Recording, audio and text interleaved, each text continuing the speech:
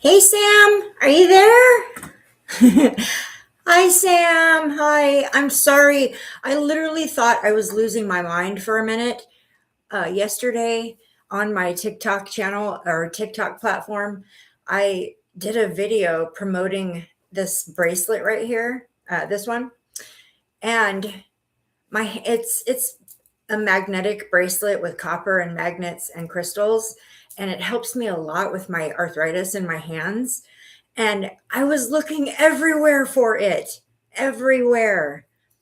And I couldn't find it. I'm like, am I losing my mind? I just had it yesterday. What's going on? I was looking everywhere, opening every drawer, thinking maybe I put it in the fridge. Oh my gosh, I couldn't find it anywhere. And so I said, okay, if I've got a trickster spirit in here playing games with me, better knock it off.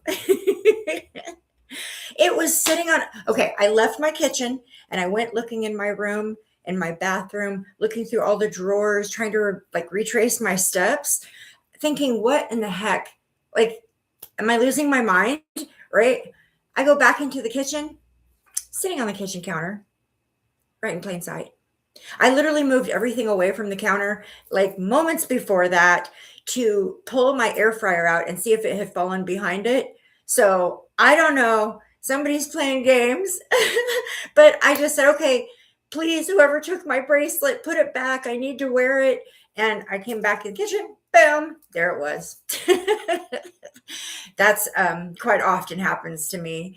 Uh, Little trickster spirits come around every once in a while. They just want me to know they're here and that they're harmless and that they're just playing games. So it's all right. I got her. This is awesome, by the way. For anybody who comes back, I know it's just me and you right now, Sam, but for anybody who comes back to watch the replay, if you're interested, if you have problems with arthritis, if you are an artist and you use your hands a lot, and especially in the wintertime, arthritis kicks in and it really hits the joints in the wintertime. I found this really cool product. I actually saw another lady who is an artist who was talking about how she started wearing it. She didn't believe in it at first, and she started wearing this bracelet, which is made out of pure copper, and it's lined with magnets on the inside. And she started wearing it, and she said she actually felt a difference, that it was like legitimate. So I asked TikTok for a sample, and they sent me one. So I did a video on it last night on TikTok if anyone wants to go check that out. I'm dealing with a little bit of a sore throat. I don't know if you can hear it in my voice. Better today. Definitely better today. Oh my goodness. What a week. Crazy, crazy, crazy week. And look at me, I'm so lazy today. I couldn't even fix my hair, so I have a wig on. Yes. Oh, they're really cool. They actually work really well. I've been diamond painting like a crazy person, because this year we're kind of house poor right now. We spent all of our money on getting into our house, the move, getting everything hooked up, all of that. Hi, Beachcomber! Yay, you're here! And so Christmas is going to be pretty much handmade this year. I have my window open. Hold on one second. Let me just. Otherwise, that thing's going to be blowing the curtain and distracting me. Anyways, I'll show you a few of the pieces that I've been working on here. So Christmas is going to be handmade this year for my loved ones. So I hope none of them are watching. Okay, it says we've got 3 in the chat. So whoever is in the chat who hasn't said hi yet, hi. Okay, so this is one I finished that will be a gift for somebody. I'm not going to specify, okay? Here's another one I finished. That one only took me 1 day to do that one. It's a smaller one. That's a gift for somebody. And then this one. That's a gift. And this one. So yeah, I've been diamond painting like a crazy girl.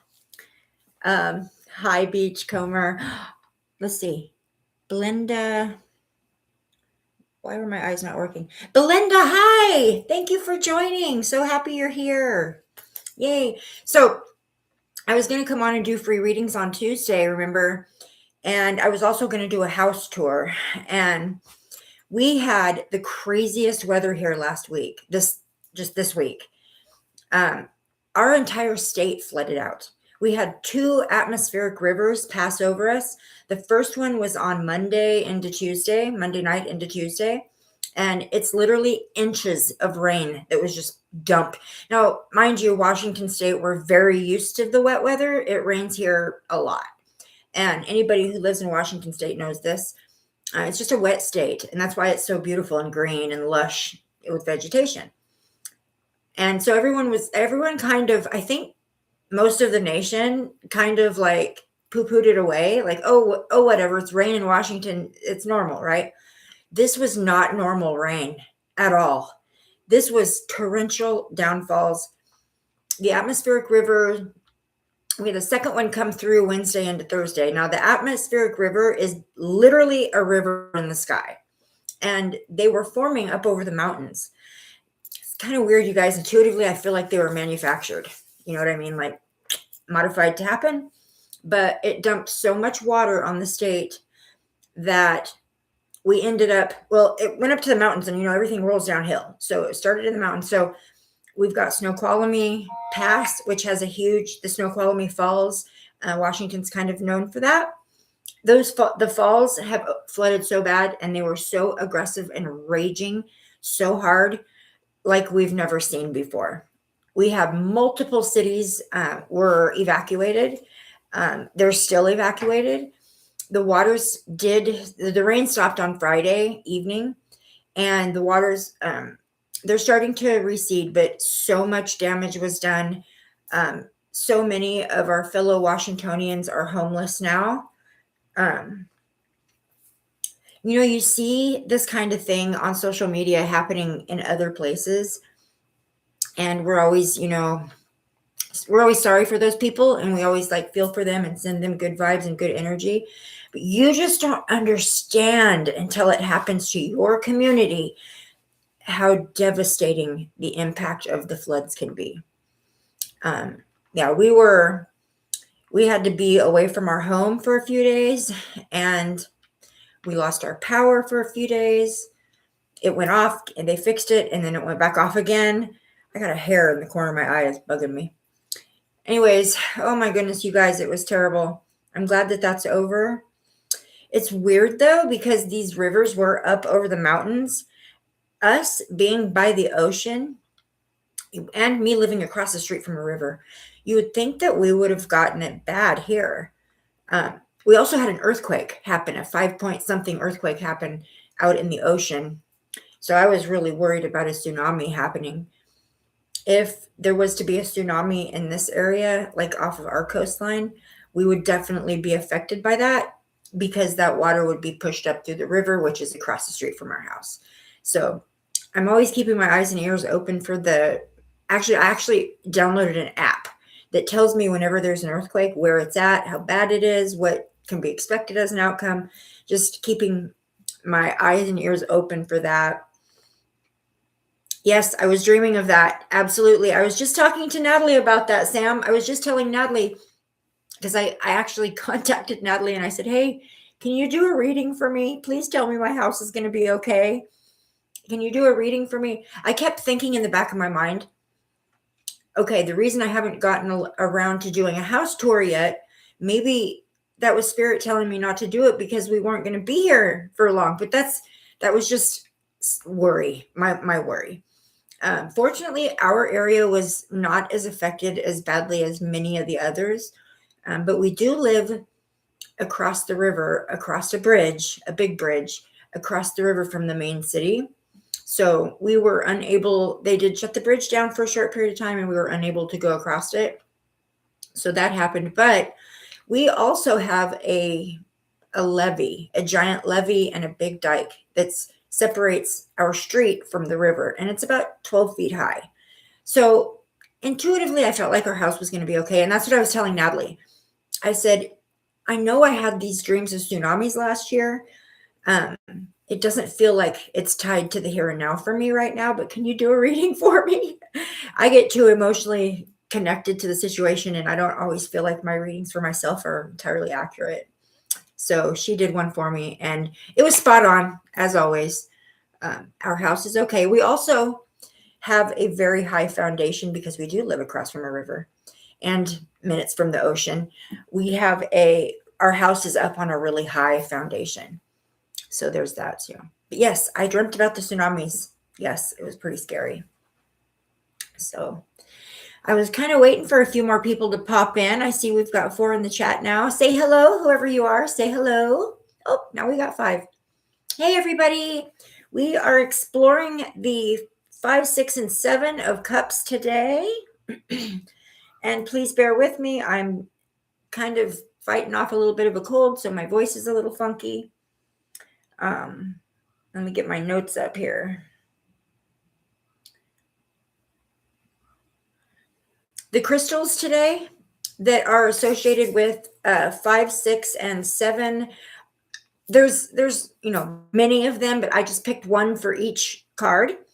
And for the 5 of Cups, I picked a Smokey Quartz.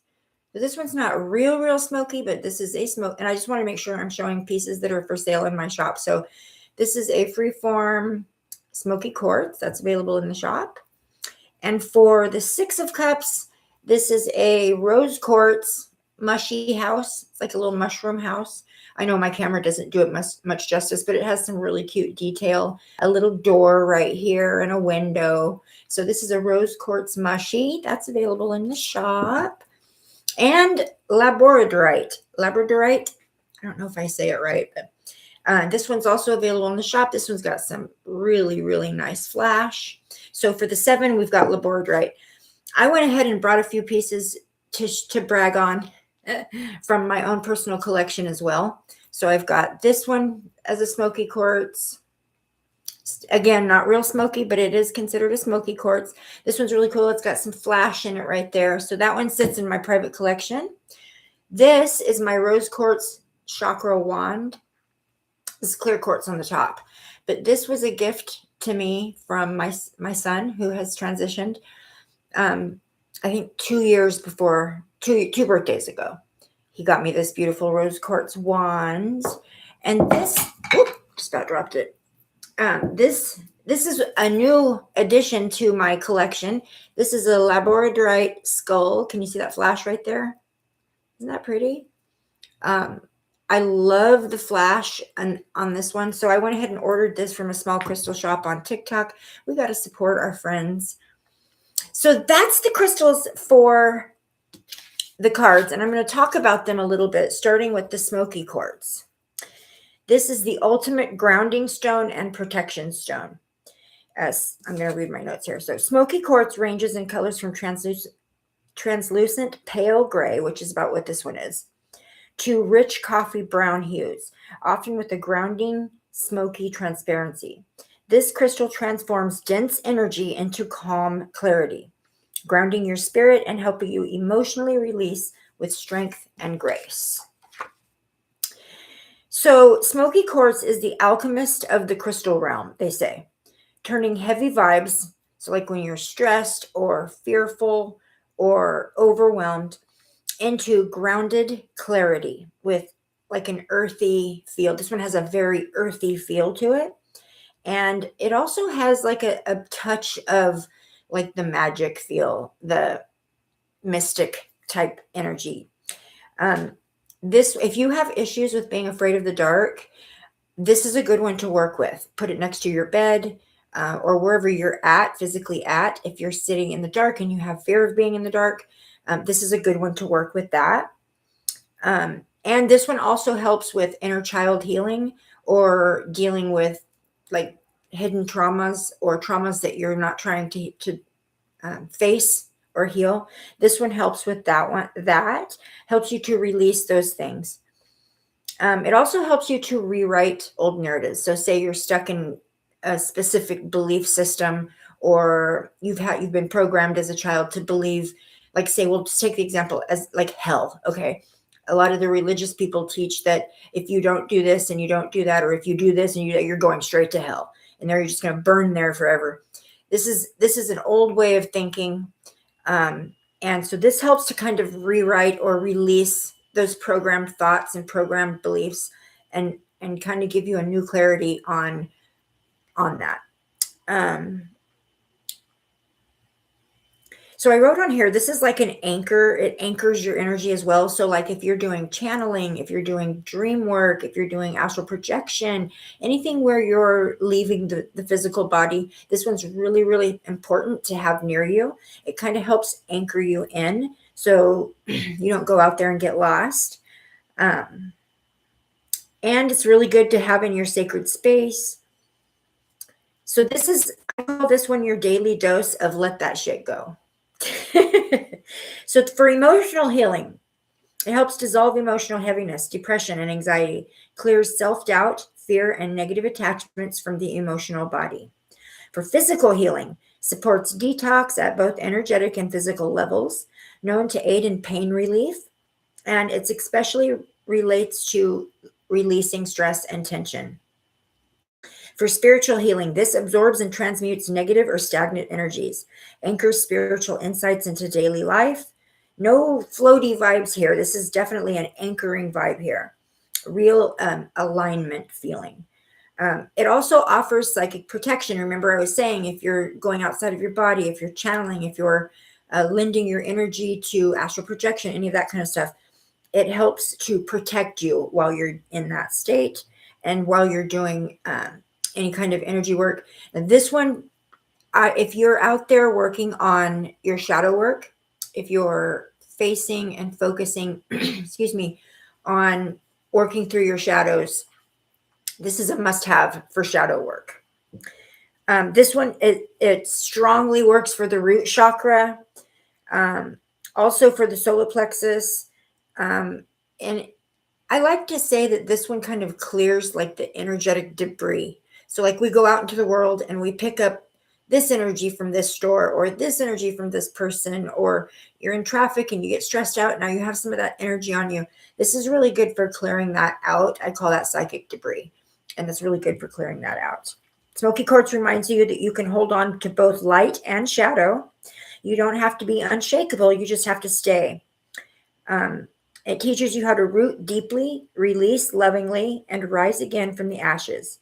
Stronger, steadier, and even more you.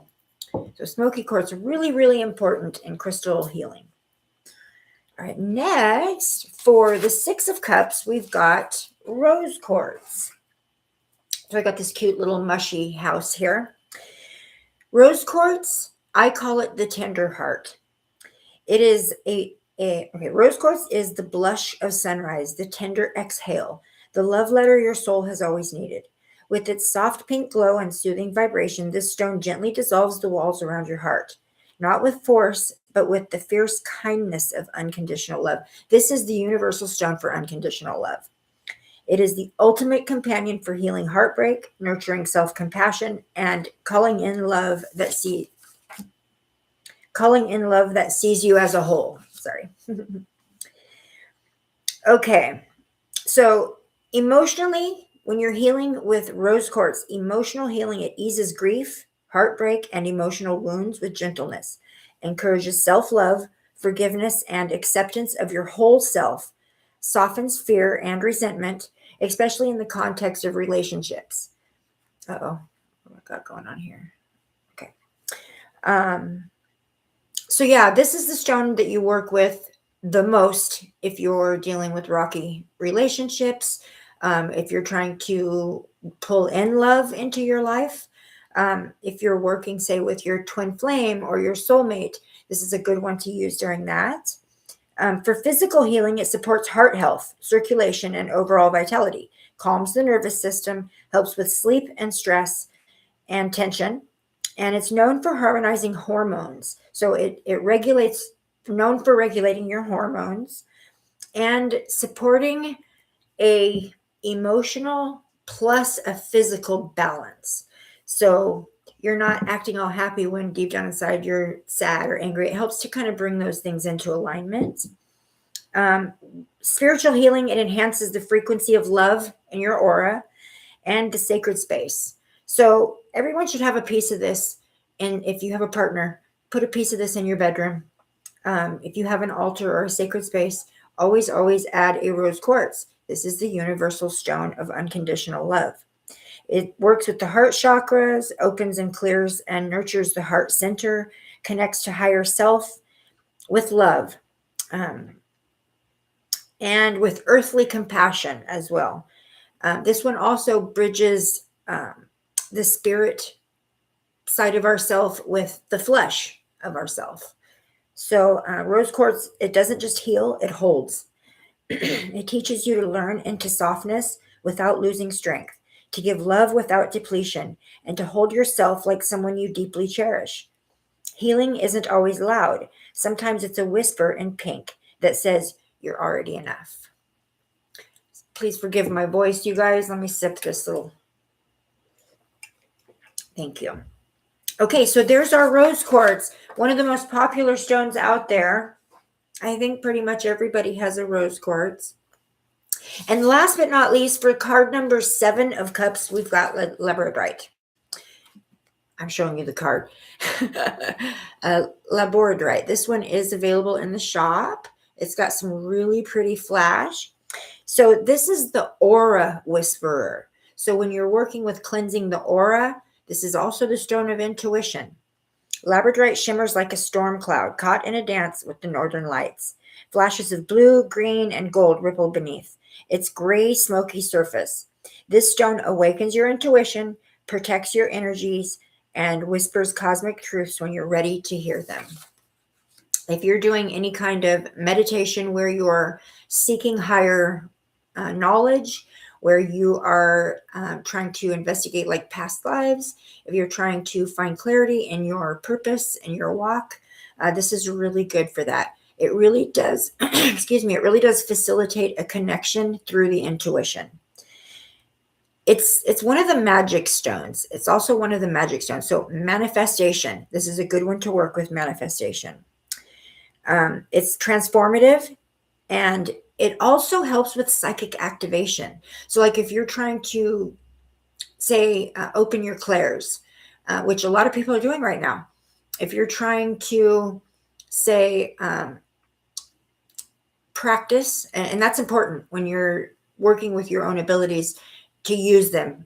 Practice, practice, practice. So always have Labradorite when you're doing that. When you're working with your psychic abilities, with channeling sessions, trying to investigate past life information, Akashic records, any of that stuff, this is a great one to work with that. And if you're trying to reach your guides, I want to add that. That's not on my notes here, but I wanted to add that. This is also facilitates in your connection to your guides, to the angels, to the higher light beings. This helps facilitate that connection and hold it steady and strong. Also keeping out anything that might be trying to come in and interfere, because there's a bit of Smokey Quartz in Labradorite. So for emotional healing, it soothes emotional overwhelm and anxiety by creating like an inner peace, an inner calm feeling, which is also why it's so good for meditation. You need that inner calm in order to drop down into meditation. It helps to facilitate like an emotional detachment from like drama or toxic people. So like if you're going to go into a crowd of individuals, or say, hi, Create Design, happy you're here. Or say you're going to be like doing family holidays where that one toxic cousin or that one toxic family member is going to be there, somebody that you normally avoid, right? If you're going to be entering a room full of these people, you already know as an empath and as a spiritual person that you're going to feel and absorb the energies around you. But if you're anticipating a toxic one being there and you can't avoid them, Labradorite is great for working through that, and it basically repels that for you. And helps you reclaim your personal power when you feel invisible or unsure. For physical healing, it supports brain health and cognitive clarity, especially helpful in mental fog. May assist with restful sleep and dream recall. This is when I work with when I'm doing my lucid dreaming, which I haven't been doing lately, but this is definitely one I work with lucid dreaming. So I have this pillowcase that I made, and inside of the pillowcase on the corner, I made a little pocket where I put my little stones that I'm going to work with while I'm doing dream work. So I don't know if there's something like that out on the market. There might be. Or you can just take like one of the little drawstring pouches and tuck it up inside your pillowcase. That's what I do too. Let's see. This one also energizes the metabolism. So it brings energy in, kind of like a cup of coffee. And it also balances hormones as well. For spiritual healing, it encourages deep introspection and alignment with your purpose, like I was saying. It helps you to stand firm in your truth and express your authentic self. That is true as well. I've found that when I go up against skeptics or people who, people fear what they don't understand and what they're not ready to know. So their fear becomes your fear if you're an empathic person. So it helps to kind of establish that boundary between what's mine is mine and what's yours is yours when it comes to the energies. It awakens your gifts. For spiritual healing, it definitely grounds and centers your energy, encourages that deep introspection, and it brings alignment with your purpose. Like I said, okay, for chakra healing, it awakens intuitive gifts and heightens psychic abilities. Absolutely, absolutely. This one in Moonstone, also selenite, very, very good for waking up or sharpening, or just giving it like a knock on the door to your psychic abilities. And now, if you walk into it with the intention of opening those abilities fully and having access to them, this is also a great one. Always state that intention before you start, but this is a great one for that. It shields your aura from energy leaks and energetic vampires. Remember what I said, if you're going to wear this in public or to a family event or a friend event or a work event, and you're concerned about picking up on someone's negative or toxic energy, stick a piece of this in your pocket or wear it as jewelry. Labradorite reminds you that you are a mystery worth exploring. It doesn't offer all the answers, but it hands you the flashlight and walks with you through the fog. For those navigating the unknown, be it health journeys, identity shifts, or spiritual awakenings, Labradorite is a loyal, luminous ally. Assemble your intention and let the light in. So remember I said intention is everything. So there we go. There's our crystals today, our beautiful crystals. How is everybody? How was your week, you guys? I'm going to light an incense. I'm going to call in the guides, the angels, the ancestors, all the higher light beings, asking for only high vibrational beings in this moment in time, and asking for a solid, firm connection to the source God energy and some angelic protection placed around that, extending from here all the way out to anyone watching, anyone who comes back for the replay, so that we may remain divinely protected within the source energy. So be it, and so it is. This is jasmine and cedarwood, these little incenses. This came from the Goddess Provisions. I just love their incense. It smells amazing. But I'm also going to do a little bit of sage because the energies around my area right now are pretty tumultuous and chaotic because of the week we just had. Yeah, it was kind of scary.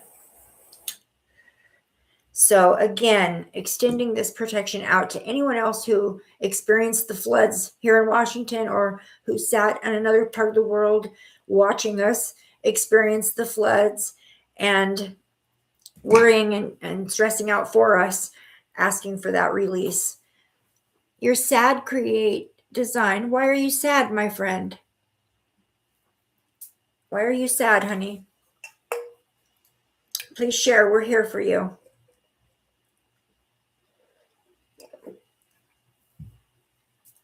I'm so sorry that you're experiencing that, honey.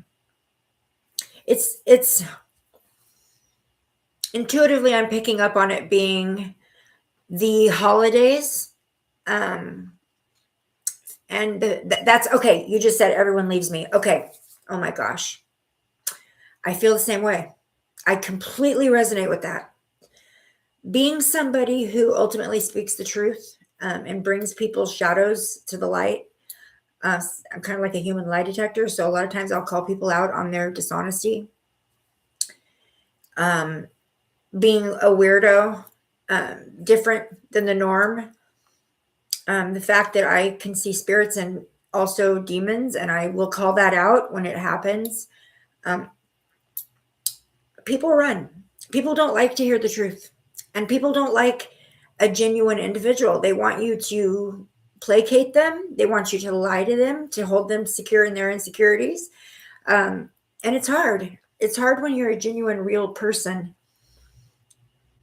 Yes. Yeah. It's really hard because people, they don't want that. They want to stay in their illusions. And if you pose a risk to that, then they will run. People don't like their truths being exposed, even if you're only just exposing it between the two of you. People don't like that, and they will leave. I recently experienced that with a friendship that was very predominant in my life. Somebody who was literally one of the main people in my life. I'm not going to say exactly who it is, but it's somebody that used to come here and join us in these lives.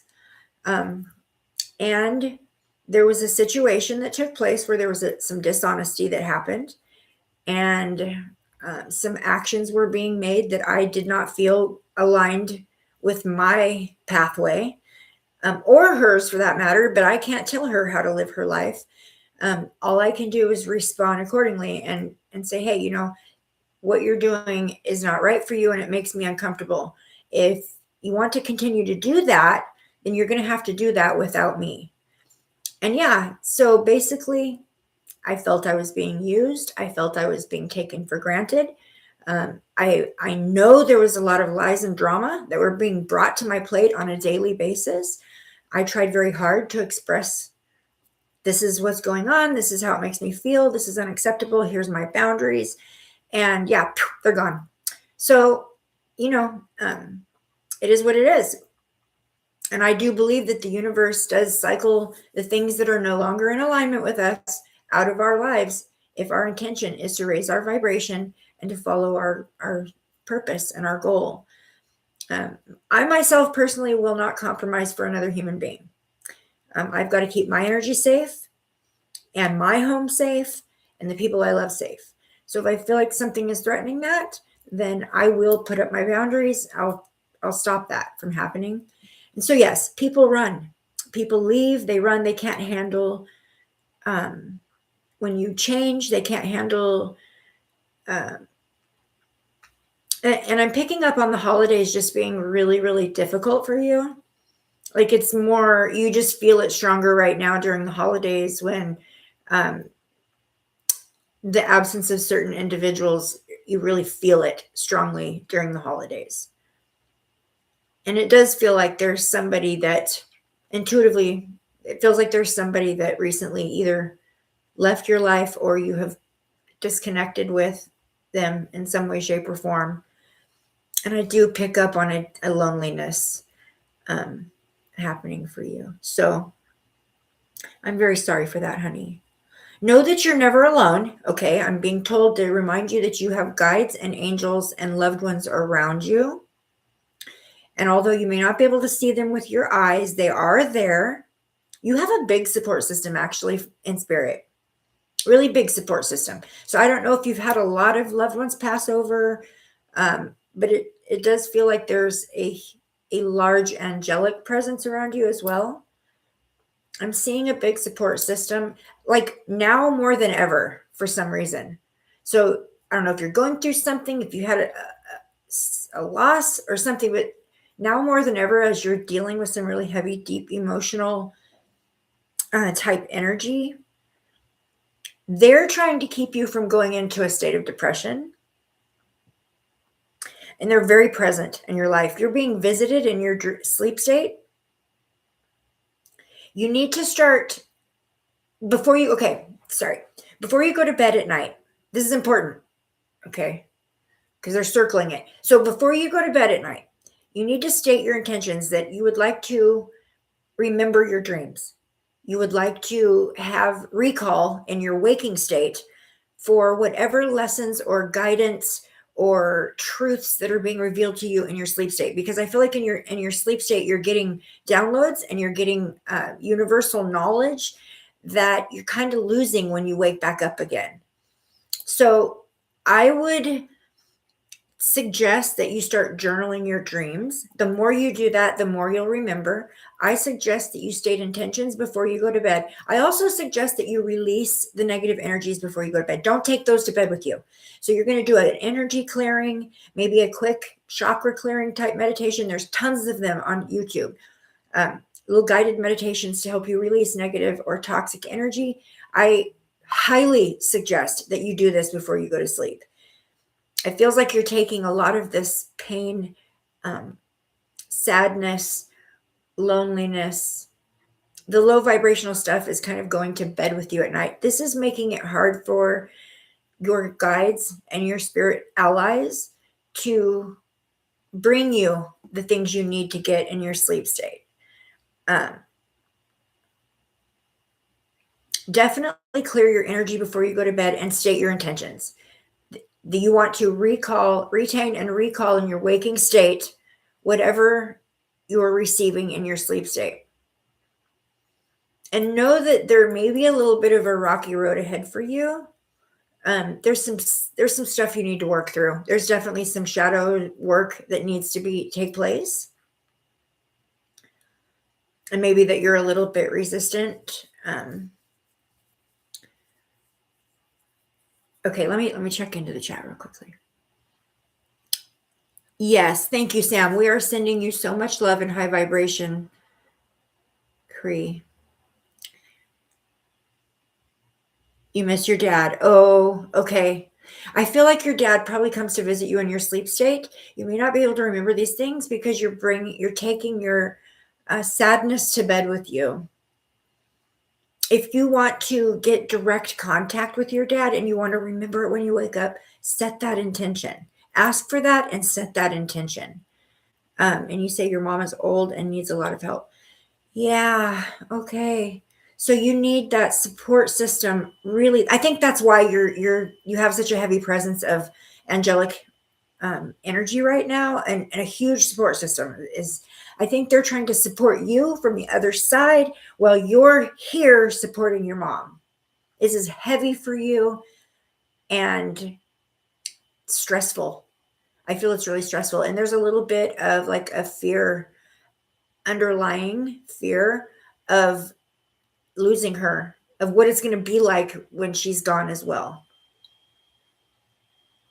So they're here, right? Like very densely in your energy right now, providing some like extra support since you're going through that.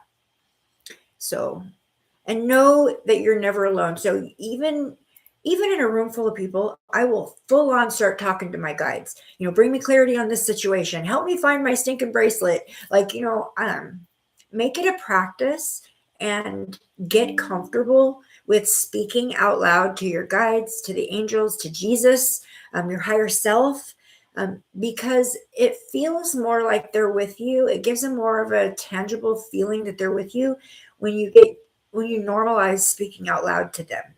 Of course, you can speak to them in your head as well, but normalize just talking to them like you would talk to somebody else standing in the room with you. It kind of tricks your human brain into feeling that they're there with you rather than just the inner knowing. You feel them more tangibly if you speak out loud to them and have out loud conversations with them. That's coming through for you. And it's going to be heavy. I'm being shown a rocky road. So you do have a bit of a rocky road coming. You need to really strengthen yourself, root yourself, do some grounding, meditation, put in the intentions for some extra support. I don't know if this is surrounding like maybe the passing of your mother or another loved one or something, but it feels like that's kind of ahead of you, and that's going to be really difficult for you to navigate. So right now, establish those strong connections with your spirit allies and preparedness for that. Okay. All right. Hope that helps, sweetie. Yes, and we're sending you so much healing love. Thank you. Thank you, Sam. You're so sweet. Okay, so I lost my notes, didn't I? I'm going to do my best to come out of this with some of my voice remaining. But if not, that's okay too. It'll come back. Okay.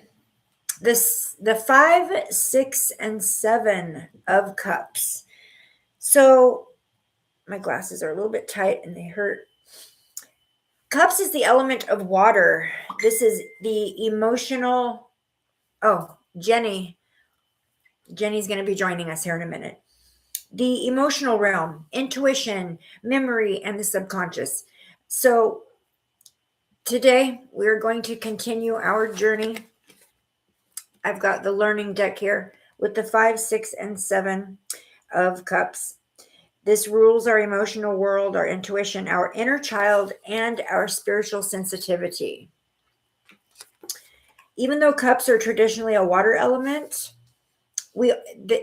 so even though cups is the water element, it also resonates in an earthy type way as well. We ground these energies by discussing the emotional aspects that the cups bring in, and how they show up in our physical world. So 5, 6, and 7 of cups tell a powerful story about emotional loss, emotional memory, and emotional confusion, and how the soul kind of matures through each of those phases. Starting with the 5 of cups. The core theme of the 5 of cups is grief, disappointment, emotional loss, and focusing on what's gone. So I feel like that your create design, your energy was extremely drawn to this here and now moment. So you're aligning right now with this here and now moment and with the messages that are going to come off of learning about these cards. This is something you're experiencing right now. So I'm not one bit surprised that you're here right now. So the astrological associations with the 5 of cups and astrology, Mars and Scorpio. Mars brings intensity, action, and confrontation. Remember I was saying you may need to work through some shadow work or some things that you've been afraid to face in the past, something you've been kind of pushing down. I feel like the thing that's for you that you've been pushing down is overwhelming emotion. And kind of the way you deal with it is just to say, nope, I'm not thinking about it. I'm not even going to think about it. And that's not fixing it. That's putting a little Band-Aid on it and leaving it to crop up next time. So confrontation, using the 5 of cups confrontation, confronting those parts, those shadows, those deep, heavy emotions. And by confronting them, what I mean by that is acknowledging, okay, today I'm feeling sad. You've done that. Here's why I'm feeling sad. I recognize this is the feeling of sad. And now I can release this feeling. Now that I have acknowledged it, I can release this feeling and move on. Grow from it, take the lesson that it provided me, and move on. So that's confronting. Scorpio rules deep emotional waters. I don't know. Are you a Scorpio? Just curious. This card often appears when something has ended, but the emotional processing is not yet complete. So this would be for you when something has ended. I would say it is the physical, tangible relationship with your father. You mentioned your father. You miss your father. So the physical aspect of having him in your here and now, being able to hear his voice, being able to hug and touch him, to laugh with him. I feel like that happened a lot for you. There was some laughter. I don't know if your dad was humorous or a funny guy, or maybe you're the funny one and you were trying to make your dad laugh a lot. That's coming through in the energies. The thing is that you've not completed the healing process. That can take a long, long time. But as long as you're working on it and you're on that road to recovery, that's all anyone can ask. You're an Aquarius? Oh, my daughter's an Aquarius, and so is my son. Funny dad. Yeah. So your dad was humorous. Okay, that's coming through in the energies. I'm feeling like you're missing the jokes. I feel like that I almost got like this feeling of having heard one of his jokes being told by someone else, or something that reminded you of his jokes or his laughter. Oh, it's his laughter, the sound of his laughter. Okay, thank you, Spirit. So that's something that you're missing a lot, is the sound of your father's laughter. I do feel like he's trying to connect with you in your dream state. You can ask him to connect with you in your waking state as well. You can say, I'm open and receptive to receive communication with you, Dad. I feel like it would provide me with some healing if you could give me a sign, to let me know you're here and that you're with me, and speak these things out loud. Okay. But the Five of Cups, okay, like I said, it often appears in when there's emotional aspects that have not been healed yet. It being the water element, it's also helps with like heavy stagnant energy. So like if you're stuck somewhere, just completely unwilling to confront something because you know it's going to hurt and you're trying to protect your heart from hurt, it helps to kind of move through that so that you can still keep flowing. The symbology on the Five of Cups, if you've got your Five of Cups in front of you and it's anything close to the Rider-Waite system, the symbology is this. So first thing on the card, there's a man standing looking at a stream, or standing next to a stream, and he has 5 cups at his feet, 3 of which are knocked over and spilled out, and 2 of which are behind him. The 3 that are knocked over are in front of him. The 2 that are still standing and full are behind him. The spilled cups, the 3 that have spilled, this represents emotional loss, regret, or disappointment.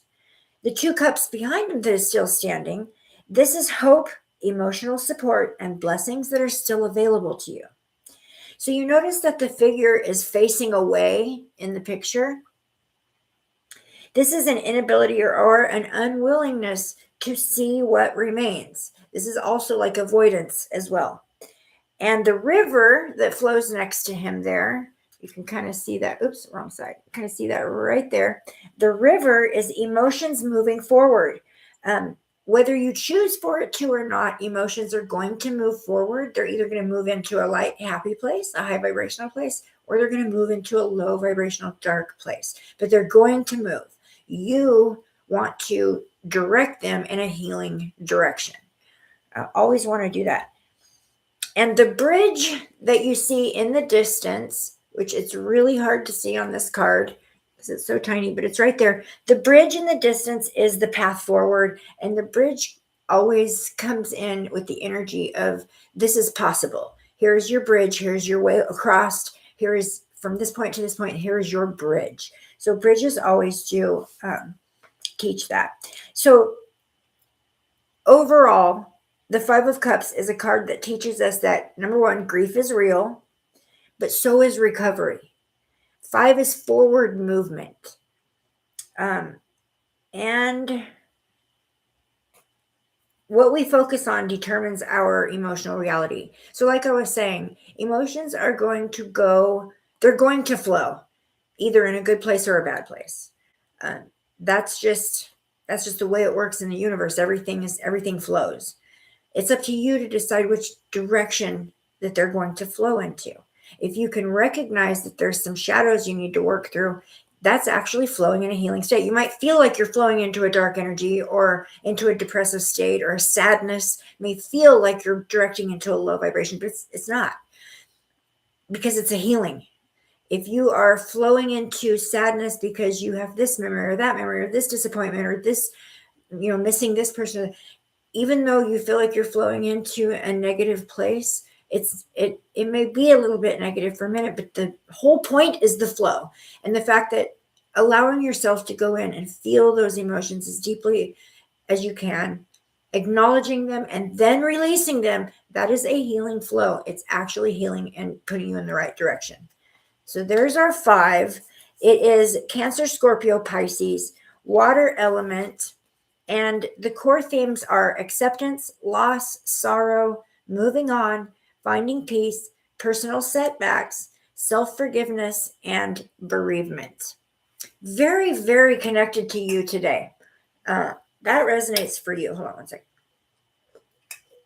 Sorry about that. So yeah, Five of Cups. So a lot of times when I'm doing a reading with the Five of Cups, when a Five of Cups comes in, it's kind of like one of those heavy energies that pops in. It can. I always say that Five of Cups leaves you feeling like kind of left out in the cold. So you said everybody leaves me. Yeah, feeling kind of left out in the cold, uh, like the world is still going on for everybody else, but you're kind of stuck out here on your own.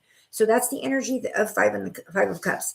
In reverse, it is regret, failure, disappointment, pessimism, loss, and grief.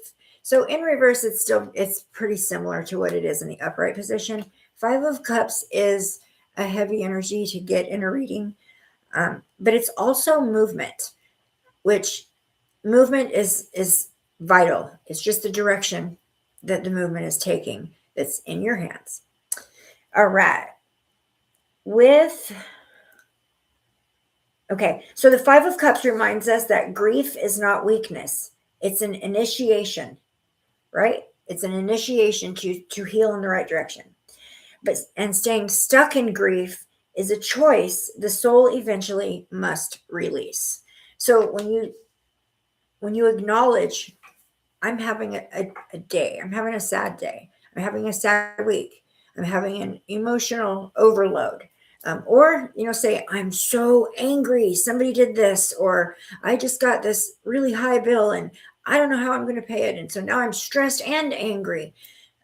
So the Five of Cups comes in to remind you it's okay to feel all those things. It's very necessary to feel them, acknowledge them, and then learn through them whatever the lesson that comes with it is for you. That leads you in a healthy flow. All right. Eventually, you're going to have to release those negative, low vibrational energies. And what you'll realize and notice is as you do that, you will those same emotions, those same feeling of losing people, feeling of missing someone, feeling of being left out in the cold, those same things, you'll still recognize them when you feel them, but you'll feel stronger in the fact that you have control over those and they don't have control over you. Okay. All right, now the Six of Cups. This is actually one of my favorite cards. The Six of Cups is nostalgia, childhood, emotional memories, and past connections. This is the Sun card in Scorpio. It is Cancer, Scorpio, Pisces, water element. So this card teaches you to confront pain. So where Mars is in Scorpio, it confronts pain. The Sun in Scorpio illuminates emotional truth. This card brings warmth to emotional memories, often tied to childhood, soul connections, or the past returning. So this, for me, when I pull a Six of Cups in a reading, it is linked to childhood. It could be childhood traumas. It could just be childhood memories, good memories as well. The water is element for the Six of Cups is that calm that you need to be in when you're in a reflective state. And the symbology. So the symbology on the card is children. So so this one's a little bit different than some of the others. So it's children, and one of them is taller than the other. One of them is holding a cup with flowers in it, and it looks like they're trying to give it to the smaller or younger child. It's almost like a vendor with flowers, and they're either purchasing flowers or handing them. Six of Cups is giving and receiving help as well. It's familiarity, it's happy, it's memories, it's reminiscing childhood memories, it's innocence, joy, nostalgia. It says you may be reminiscing about your childhood or thinking about someone from your past. This is a card of children and can represent working with adolescence, simplicity, playfulness, innocence, protection, and family. When this card comes in, this is also intuitively I'm receiving also a sign that your spirit allies are there with you, that they are supporting you, that they are providing the support from that side as well. This is giving and receiving help. And the reversal, living in the past, non-forgiveness, lacking independence, lacking playfulness, not moving forward, and also leaving home if you get it in an upside down or reversal. So what does the Six of Cups ask? This card asks, are you honoring your inner child, or are you living in the past instead of learning from it?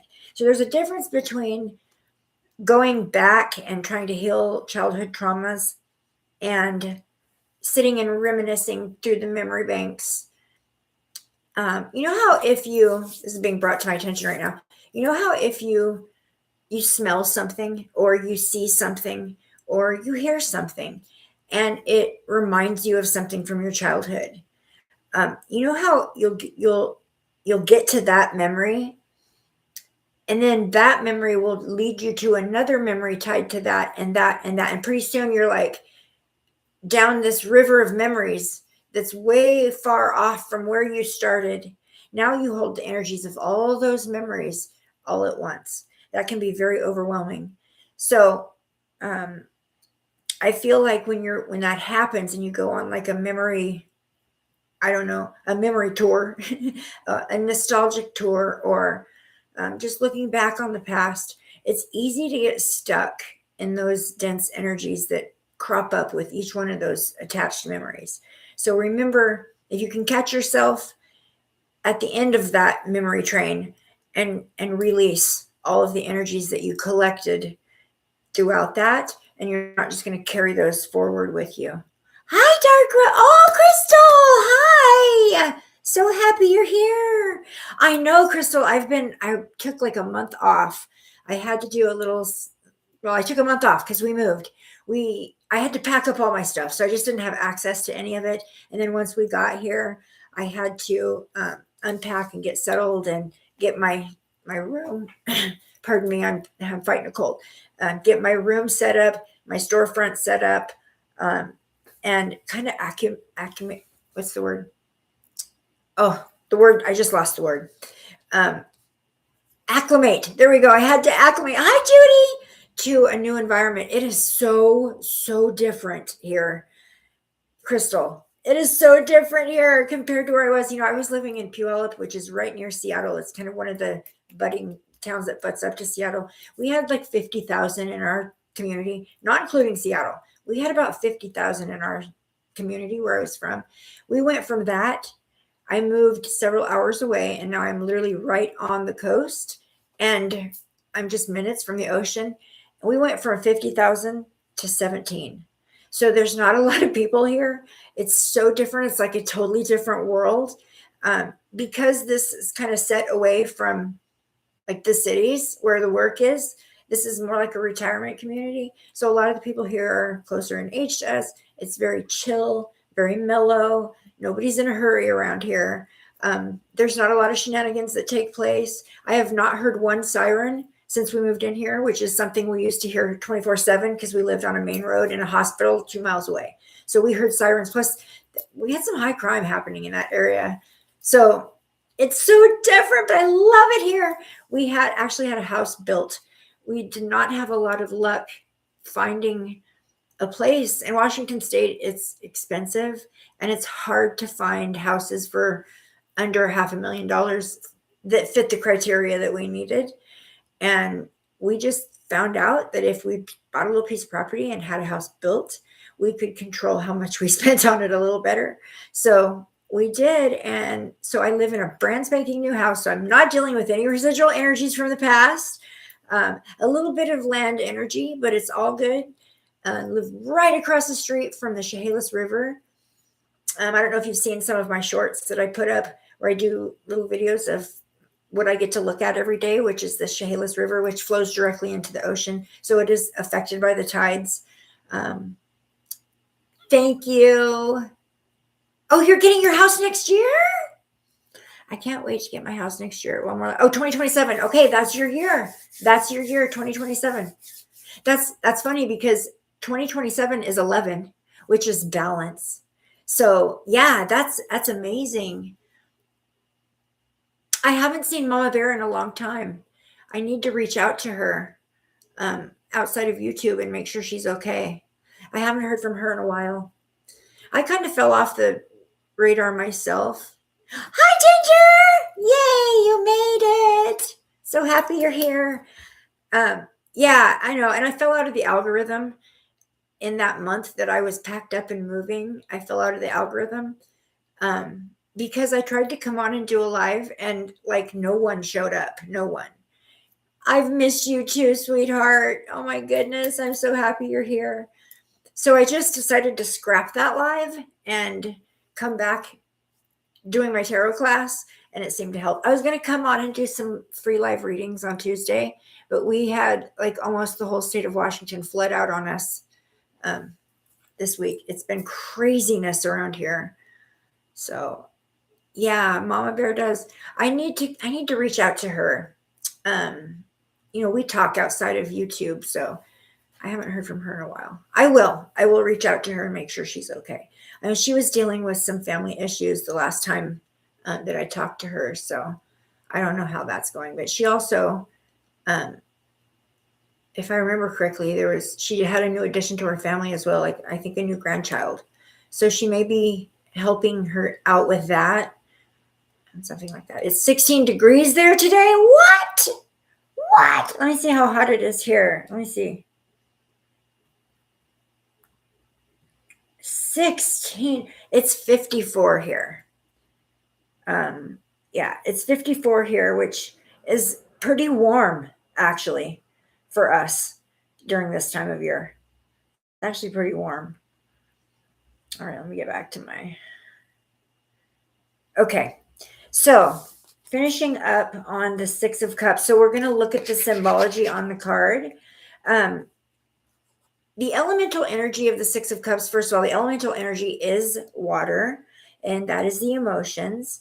With the 6 of Cups, that water element brings in a calm, like a reflective energy.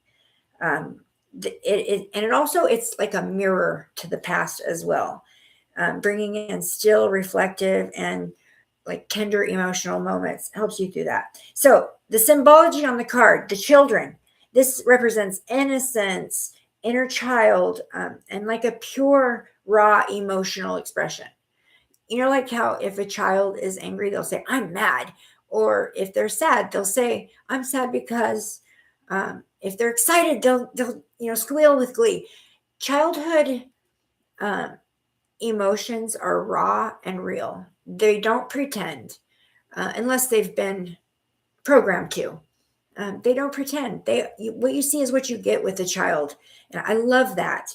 I wish that we could carry that. I wish all of us could carry that with us through life. I think it would make life so much easier for everybody. Being able to express yourself, your emotions, is so important. Being able to give yourself the grounding to say, you know what? I'm having a bad day today. I'm feeling this, that, the other, and it's okay. It's just, this day, and tomorrow will be a new day. But it's okay for me to feel this right now in my here and now moment, and not judge yourself and think, why am I always so angry? Why am I always so sad? Why am I always so depressed? And then holding yourself accountable for that, holding that down into your energy. Yeah, it's better. You know how a child will be crying one minute and laughing the next? They can really release those emotions and grab the next one. So I think that would benefit all of us if we could all do that. The cups on the card, the cups are filled with flowers. So like I was saying, it looks like he's handing a bouquet of flowers that's in the cup. The cups with flowers is gifts of love, kindness, and emotional sincerity. And that's another thing. Children are emotionally very sincere. Also depicted on the card is what looks like a very safe environment.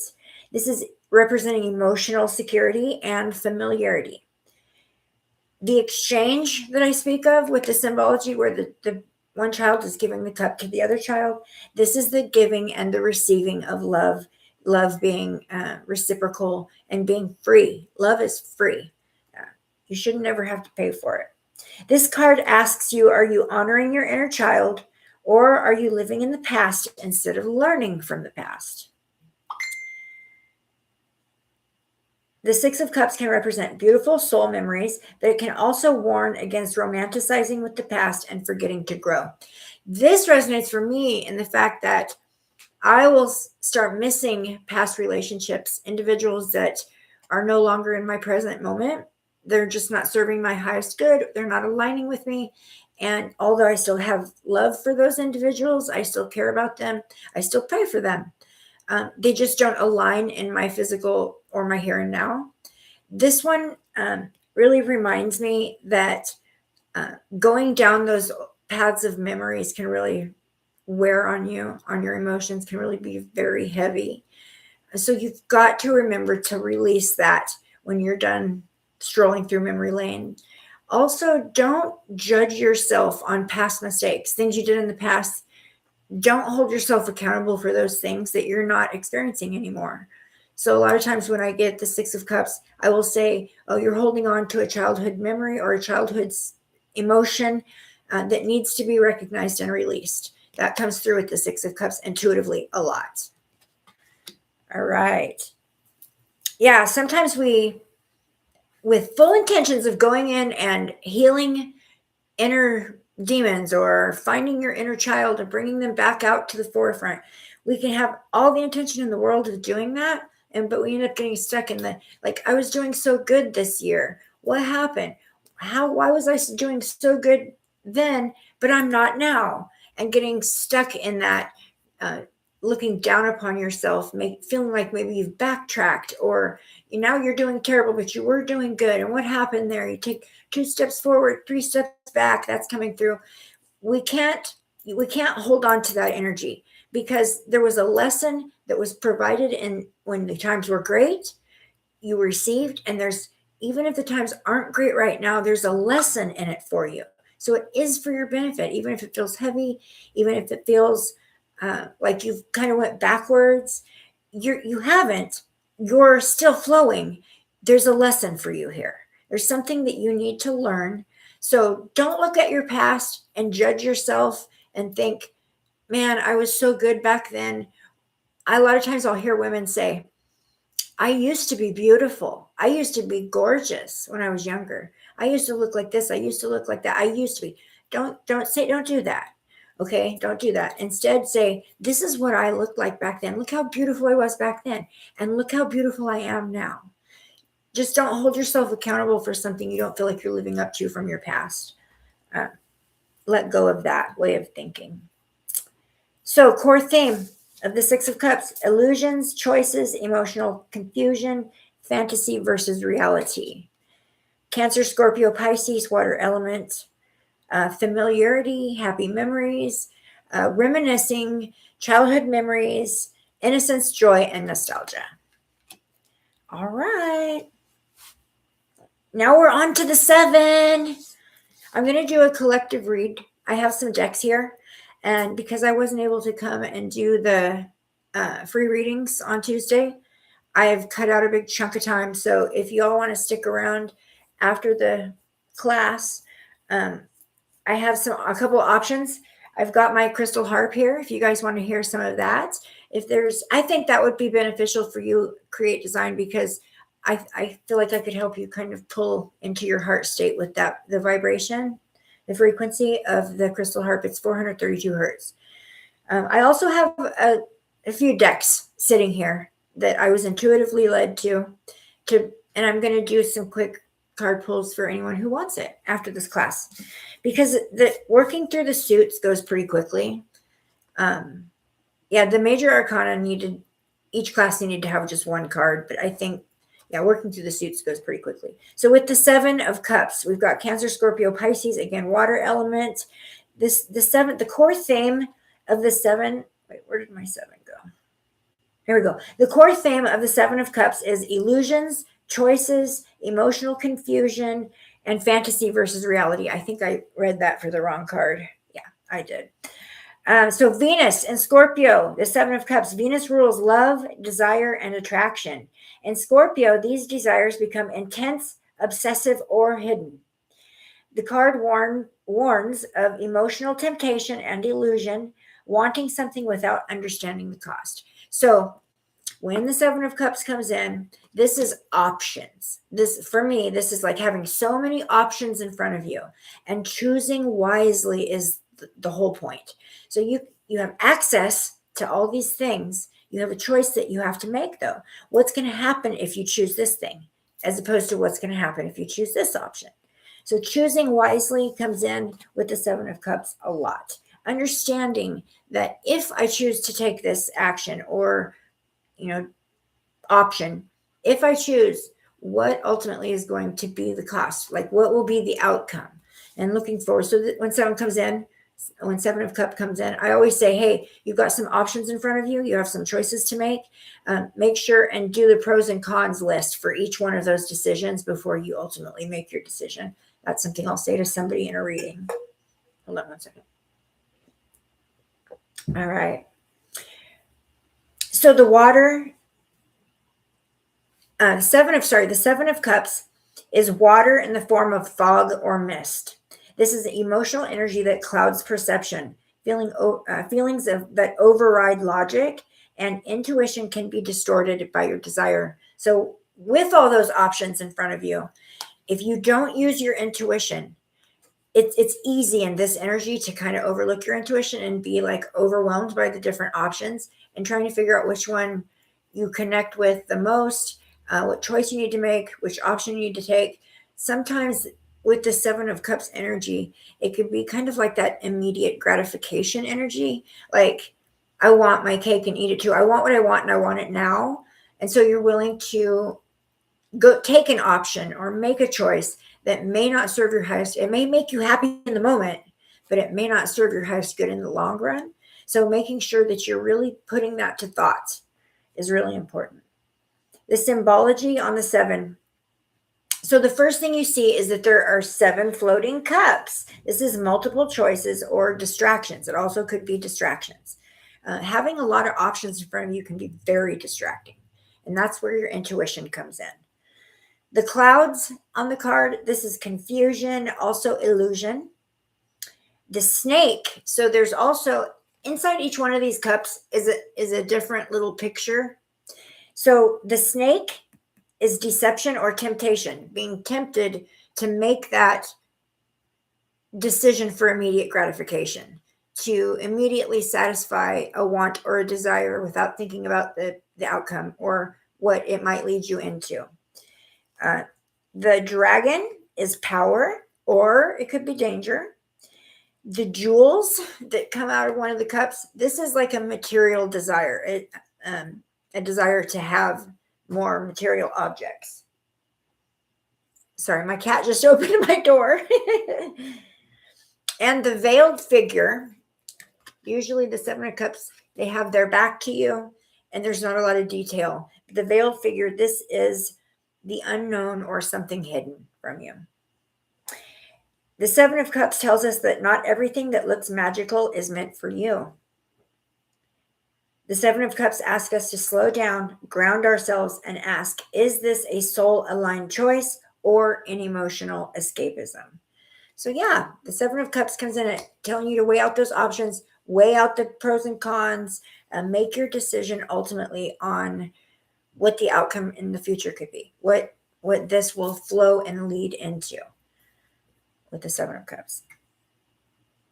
So when we read the 5, 6, and 7 of Cups together, put them that way, we see an emotional evolution.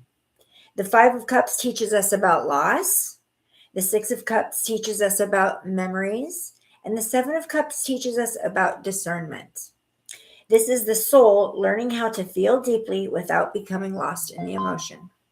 So very much feel like this class is kind of geared towards your energy create design. I feel that this was necessary and you are in alignment with this energy right now.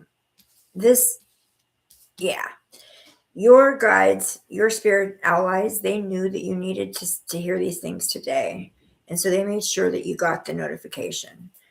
I'm going to advise you again that you need to clear and cleanse yourself of the heavy, like the sadness, even nostalgia can be heavy. Frustration, fear, anger, sadness, worry, stress. I feel like you worry about things a lot. Worry, stress, those things, you need to release those before you go to bed. Do not take those things to bed with you. When we are in our sleep state, we are highly susceptible. So if you take those low vibrational energies to bed with you, other things could come in and influence or attach themselves, or just leave even more toxic energy, embed that into you. Make sure you're releasing all that before you go to bed. Make sure you're cleansing your aura, cleansing your space. Prepare for your higher vibrational allies to come in and do their thing. They do it when we're sleeping. It's because we are so susceptible in our sleep state that they come in and bring us our higher knowing, bring us the knowledge, bring us our downloads, bring us our connection to our passed on loved ones. That happens a lot in our sleep state. So, and also too, I feel like you would really benefit from a dream journal. I do feel like you receive in your dream state. I'm seeing in my mind's eye, I'm seeing my own dream journal. So I'm being directed to tell you that this is something you need to start doing. Now, if you have problems with remembering your dreams, if you wake up and it's just gone, what you need to do is put that journal right next to your bed. Grab it the second you get up and your feet are on the floor before you get up and do anything. If all you remember is, I dreamt about a place, write it down. The more you do that and you repeat doing that, the more you'll retain day after day after day. If you don't remember anything, whatever, what's or not, zilch, you have no memory, then what you're going to do is you're going to write down how you feel in the moment, because you'll carry the emotions that you were feeling in your dream state into your waking state, for a little bit after you wake up. Hi, Taurus. Hey, it's going great, sweetheart. Happy to see you. So yeah, anyways, make sure you're cleansing. This just goes for everybody. Make sure you're cleansing the negative, toxic, low vibrational energies, which is pretty much all the energies. Wipe it to a blank slate before you go to bed. Release all that's not serving your highest good. Let it all go. And make sure you're asking for the protections to be placed around you in your sleep state, in your vulnerable sleep state. Make sure that you're vocalizing that you're open and receptive to receive learning guidance for your highest good. And then if your intention is to remember your dreams, ask for that. If your intention is to connect with a certain individual, ask for that and ask to remember that. But intentions are everything. And I'm feeling I really need to point that out to you today. So yes, absolutely. You're right, Taurus. They do really work before you're going to bed. Another thing I'm going to suggest, place a small cup or a bowl of water next to your bed as well. If you're someone who has bad dreams, or you feel like you're being infiltrated in your sleep state by lower vibrational energies, or even if someone else in your home is, place a small cup or bowl of water next to your bed. Then it will trap that negative energy. The water is alive, right? Water is alive. We are 70% water inside of our body. So it will actually trap those things and absorb those things and trap those things. And then when you wake up in the morning, take that water out and pour it into the ground and give it back to the earth. And that's how we do it. You cover your mirrors at night. Yeah, that's important too. I mean, if you're feeling led to do that, absolutely do that. Mirrors are portals. Absolutely. Mirrors are portals, and things come through them, especially if you say do a lot of spiritual work in your home, if you read tarot, if you channel, if you do dream work, especially if you do dream work, they're portals, and they are awakened and activated and opened. The more spirituality and spiritual work you do, the more activated those portals will become. And if you know that mirror is potentially something can come through, that gives it life. Just knowing that mirror is potentially a portal that things are coming through, just knowing that, acknowledging that, actually activates that as well. There's one other thing I want to point out. So if you're somebody that is working on raising your vibration, waking up your psychic abilities, becoming stronger in your intuition, there is, what does it say, Sam? You shouldn't bring someone else's mirror into your house. Ooh, I agree with that. And then Taurus says, I had a portal, small one. Then it cracked about a month ago. Oh, wow. Okay, remove that from your house. Remove that. I agree, Sam. I don't think we should bring another person's mirror into our house either.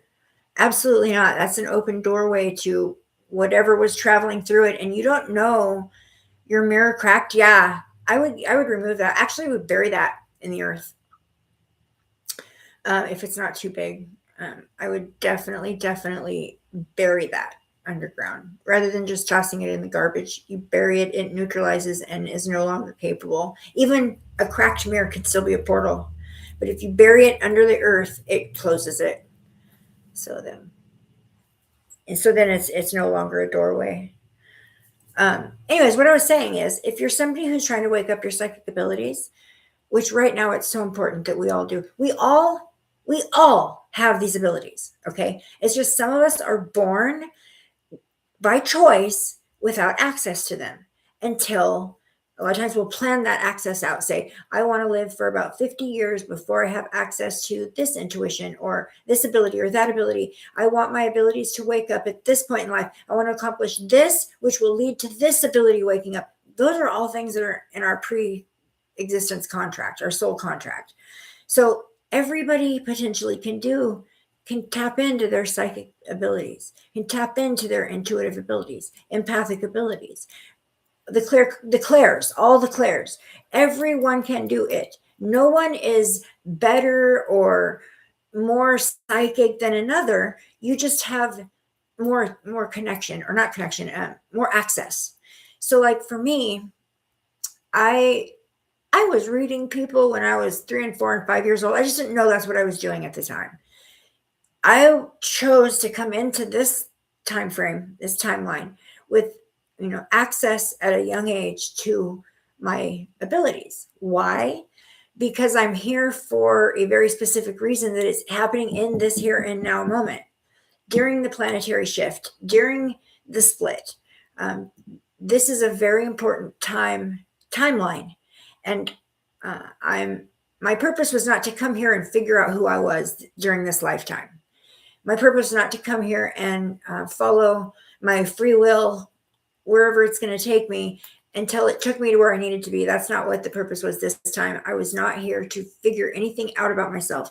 My purpose this time around was to be deeply rooted in, and know that I am who I am. I can do what I can do. I have access to these abilities. Know this, and then act accordingly to that, so that I can help other people, and speak, put knowledge, put information out that is so important. For example, the autistic children. I just know, I was born knowing, and I just know, and then the fact that I was given an autistic child reiterated that for me. But I just know that the autistic children carry a very specific frequency. They are not souls that has reincarnated on earth. They don't have a lot of earthly experience prior to coming here. They are such a high vibration that they have a hard time aligning in a human body. And so that will manifest in the inability to speak, the inability to act in the societal norm. It will also manifest in the ability to be extremely smart, geniuses in some subjects. A lot of times they'll hyper focus on one thing. So I just know this. Nobody taught me this. I didn't go dig this information out from somewhere. I just know this.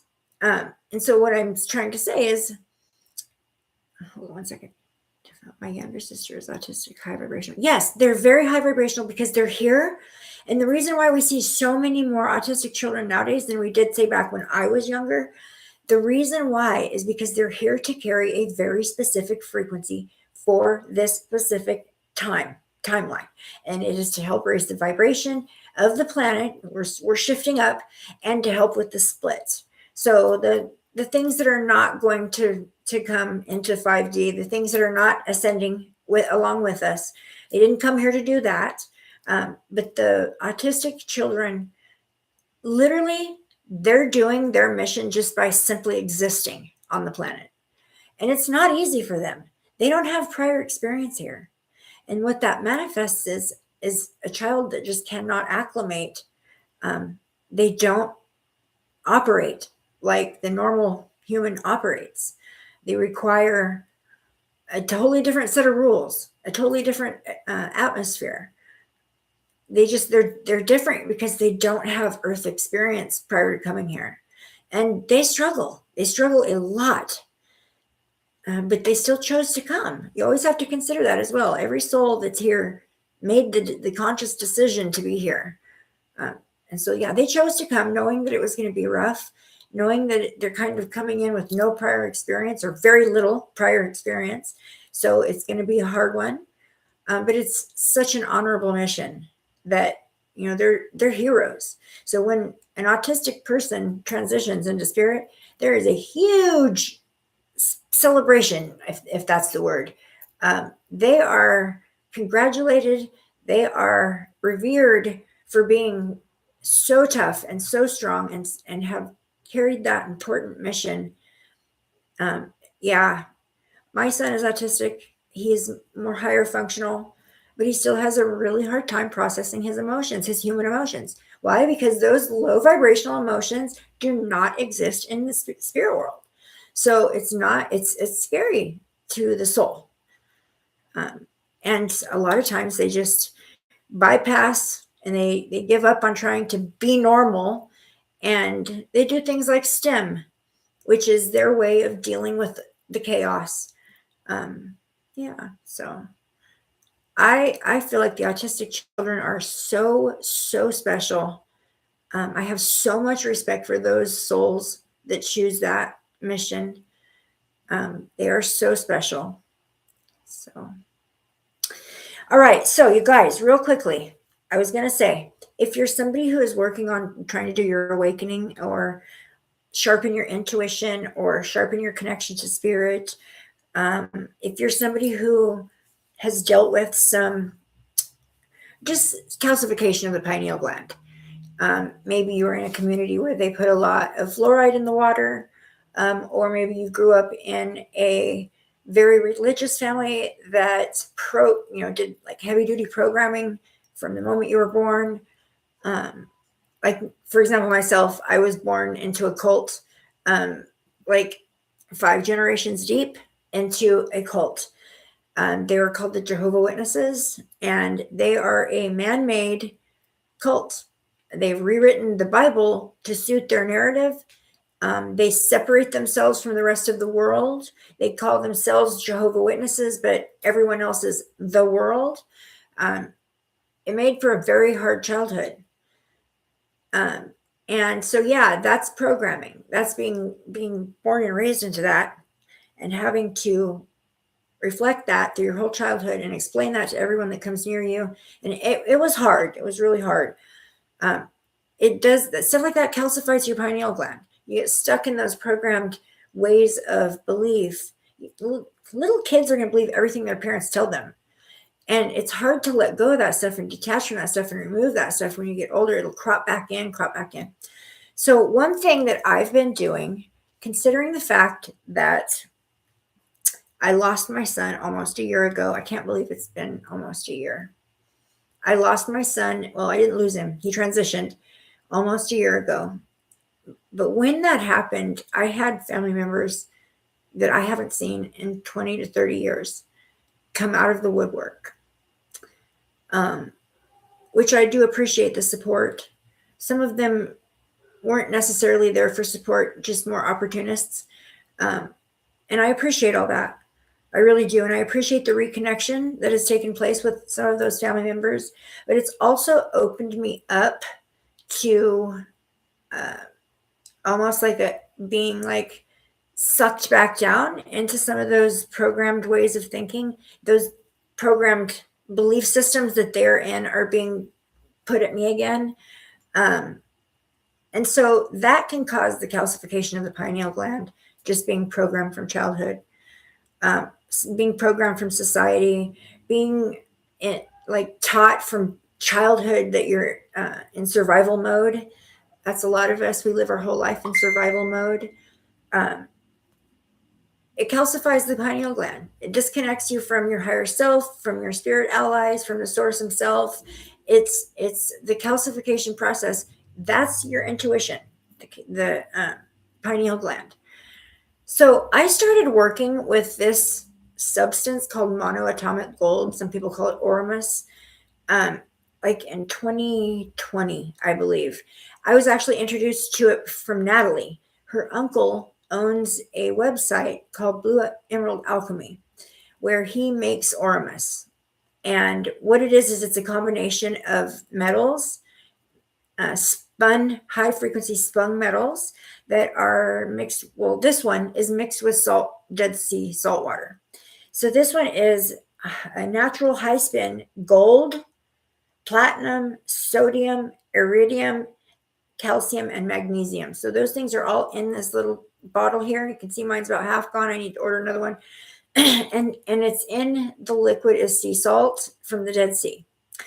This works amazing for decalcifying the pineal gland, opening up your psychic gifts, bringing your intuition full-fledged into your life. So you're actually living through your intuition. You make every decision through your intuition rather than immediate gratification or out of fear or stress or pressure. It helps you to do that. This one's called Lumen. He makes quite a few different ones. But I suggest anyone out there right now who are trying to access their psychic abilities, strengthen their psychic abilities, reverse old programming that like recrops up again, pulling you back down into that energy. The Oramus is amazing for it. It definitely works. And I do have a new form of it that I just started. I did a collaboration on TikTok with this company called I Am Joy. And it comes in a powder form as well. I think this is much stronger than this one. This one is just 24 karat spun gold in Dead Sea salt. And you just take a little bit and put it under your tongue and twice a day. Do it in the morning and do it right before I go to bed. The intentions behind it every time are to decalcify my pineal gland, sharpen and awaken my intuitive psychic abilities, and so that I can facilitate helping others.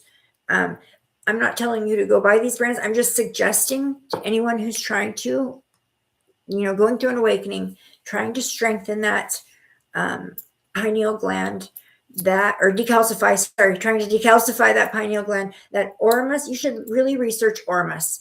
Monoatomic gold is another name for it. It's a game changer. I don't know what else to say. It is a total game changer. I've also noticed that it helps with lucid dreaming. So I feel like I have more control over my dreams while I'm in them. And I definitely feel like it does facilitate that. Hi, Gizzy. What you doing? Hold on one second. No, you can't come up here right now. Mommy's on live. Okay, let me move these. I'm going to pull out my crystal harp.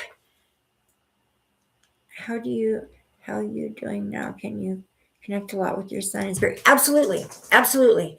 It was a little bit tough at first. I was noticing that my emotional states were really affecting that.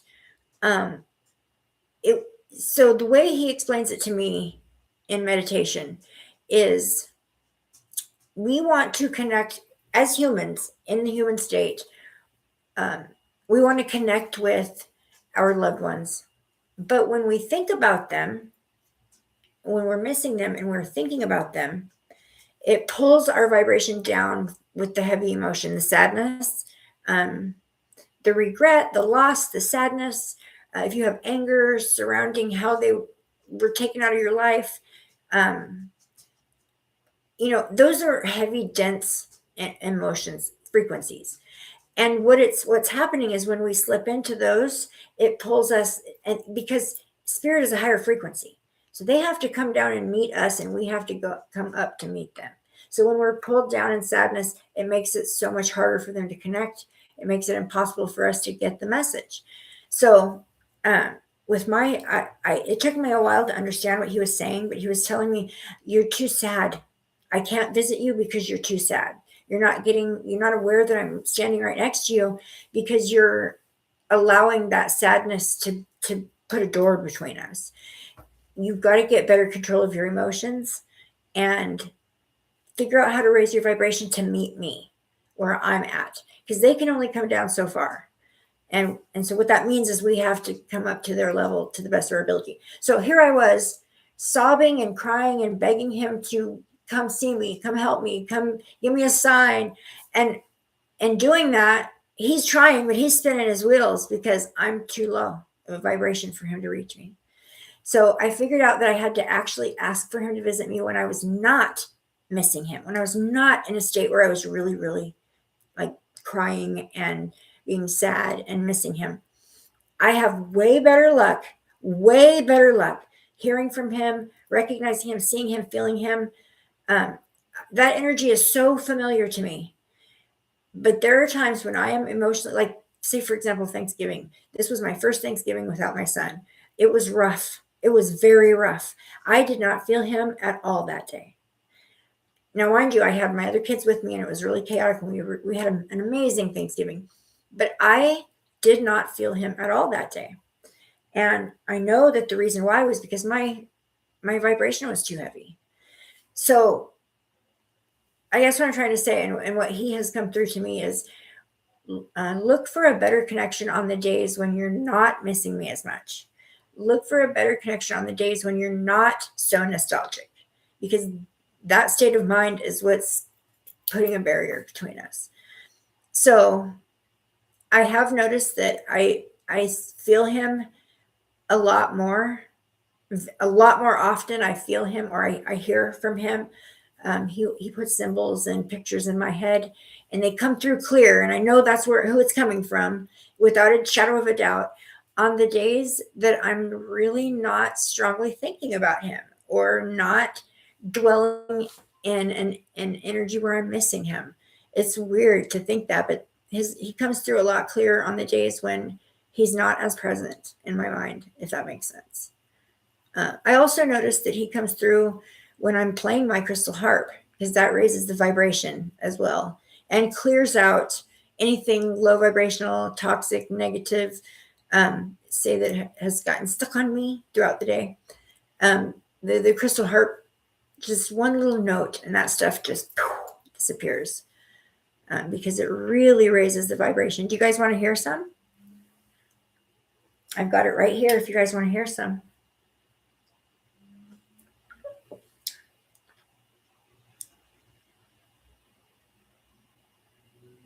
Yeah, okay.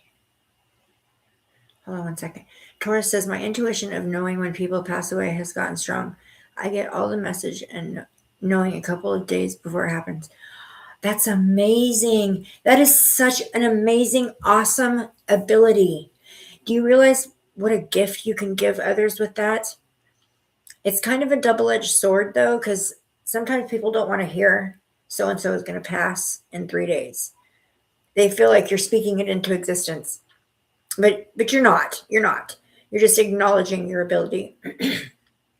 But that is such an amazing thing. If you can figure out the right wording or the proper way to address it, to where you could be like, my intuition is telling me that we only have this individual for a short time.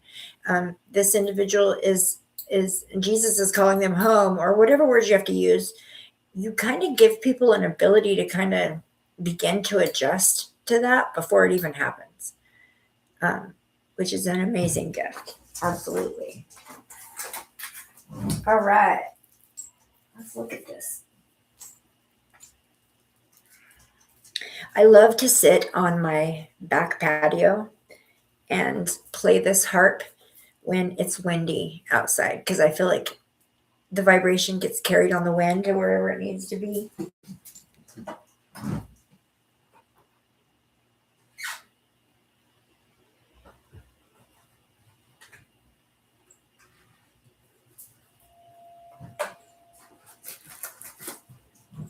Okay. Here she is, guys. Here she is. Isn't she beautiful? All right. Here we go. Starting with the root chakra.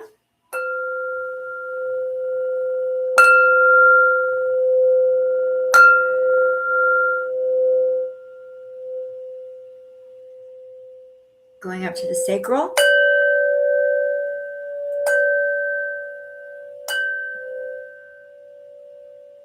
Solar plexus.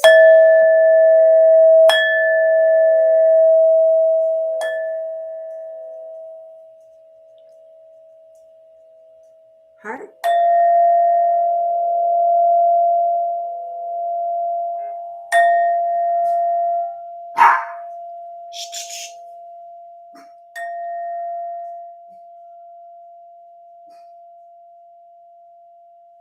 throat.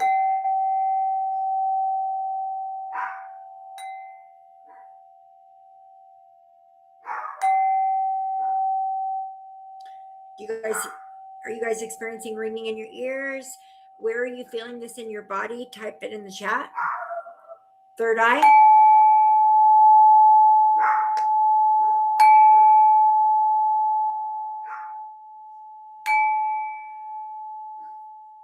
Ooh, I can feel that. Crown.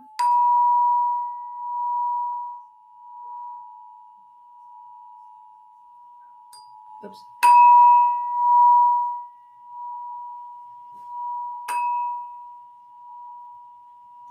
And the high heart.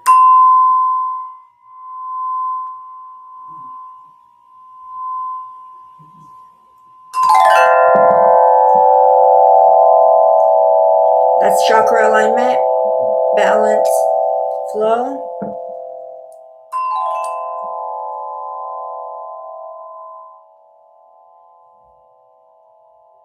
Feel the energy flowing from your root up through your crown.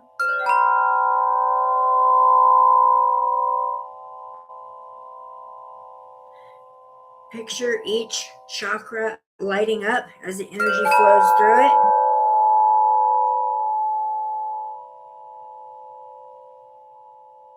And now we're going to create a circuit and go back down from the crown to the root.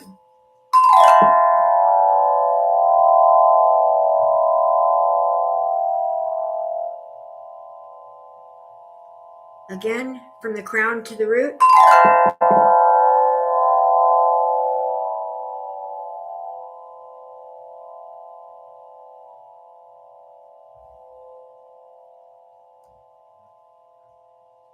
And we'll end with the heart.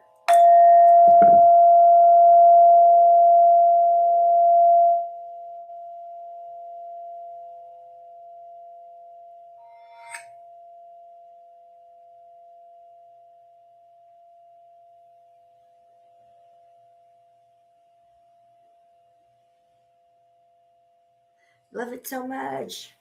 All right. So that's just a real quick chakra alignment exercise I do with this guy. And I usually get some kind of a reaction out of my animals. I think my dog's barking at the neighbors, though, because I can hear him talking. Okay. That was amazing. I love it. My neighbors love it. I was a little worried about it at first, upsetting my neighbors. They love it. So they asked me to keep doing it. So I'm gonna. All right, hold on. My chat just turned blue. There we go. Do you love it, Sam? Isn't it so beautiful, Crystal? I love sitting on my back deck, playing it in the wind. Even if it's not windy, I still love playing it in the sunshine. But I love sitting on my back deck and playing it and letting it just carry. It raises the vibration immediately. It's such a peaceful, calming. Like right now, I feel fully open. I feel fully like I'm flowing right now. So I usually work from the bottom chakra up, and then I create a circuit and make sure that I go back down with it too. So it's creating an entire circuit. Your cat was really curious. You know what? My cat gets really curious. He's locked in the bedroom with my husband right now because my husband tends to talk in his sleep. He's done that a few times during the midst of my lives, and he'll start yelling at somebody in his sleep. So I always shut the bedroom door while I'm live, and the cat's in there with him. But usually that cat will come out of the woodwork, no matter where he's at or what he's doing, and he'll come up and sit right next to me. And sometimes he'll even like meow to the sound, but he loves it. He's attracted to it. Absolutely. I've noticed that some of the neighborhood cats they come around too when I play. But Gizmo, my little dog, he's so funny. He's very protective of your area. Looks peaceful. Thank you. It is so peaceful. It is so different in so many wonderful ways. Like people are just mellow here. Nobody's in a hurry. Nobody has to get to work. This is more like a retirement community out here. So people, There's a few younger families that live out here who do make the commute, but like the closest town is like an hour and a half away. So we have a few little businesses in the area, but it's mostly like touristy stuff. And so people come out here to relax, to get away from life, to enjoy the ocean and peace and quiet. And it has always been my dream to live near the ocean. When my kids were little, we used to, every year we would have a summer vacation where we would come out to the ocean. We would get a hotel, motel, whatever, rent the little cabins, whatever, what have you. And hi, Shannon. Hi, Shannon. I just noticed that Sam said hi to you, which made me realize you're here. Hi, Shannon. So happy you're here. Anyways, I used to tell my kids, someday when you guys grow up and you go off and have your own life, mommy's going to retire at the ocean. I said that. I didn't necessarily believe it at the time.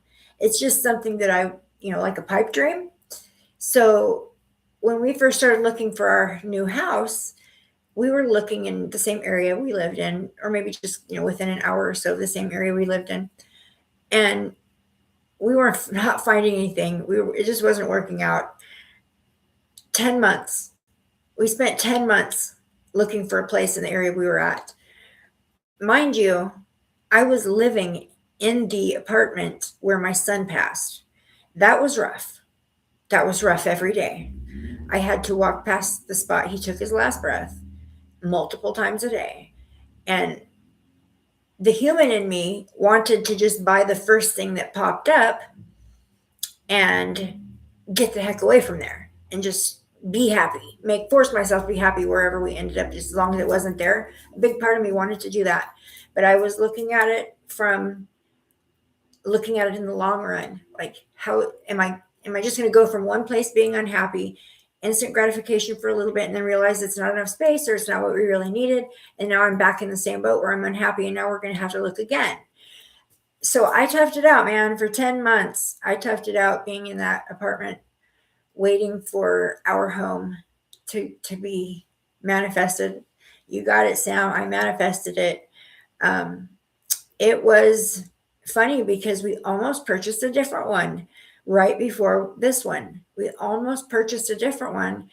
And I went to every one of these viewings or these house showings praying that if this is the place we're going to be happy, safe, and comfortable, then make it flow. If this is not the place where we're going to be happy, safe, and comfortable, then intervene. Make it not happen. You're speaking to God, speaking to the universe, speaking to the powers that be, right? And we found the cutest little cabin that was out in the woods, literally a big creek. It's a river, but it looks like a creek. Behind the house, just right off the backyard, you go into it. I wanted to live near water. I knew that. So that was there. Super cute cabin, but it was old. It needed all new flooring. And the man that lived there had a stroke. So he needed to sell the house. He was going to relocate to another state where he was going to be closer to his family so they could help him out more. And what that meant for us is that we would have been stuck with all of his belongings, having to go through them, get rid of them, dump them, whatever. And the man was a hoarder. Like, he had stuff from floor to ceiling in every room. The garage was scary. He couldn't fit anything in there. And so he was probably a collector or like a hoarder, someone who just kept everything and couldn't let go of nothing and accumulated things just for the sake of accumulating them. That's what it looked like. But we were willing to take that on if we could bring the price down a little bit. And it almost happened the night that the guy was supposed to make his ultimate decision, because there was only a couple of other offers that were made. And there was one couple that made the exact same offer as we did, the exact same. And so, but we were first. So my realtor got a hold of the listing agent, and she's like, okay, today's the deadline. He's going to have to make a decision of which offer he's going to take. And she says, okay, well, let me talk to him and I'll get back to you. So my realtor calls me up. She's like, we got it in the bag. They made the same offer. You guys were first in line. And they're going to do the right thing and pick you guys because it's the same offer, but you were first. So I hung my hat on that. Shouldn't have done that. But I hung my hat on that, thinking, oh, we got it in the bag. I was starting to put the furniture in its places in my head.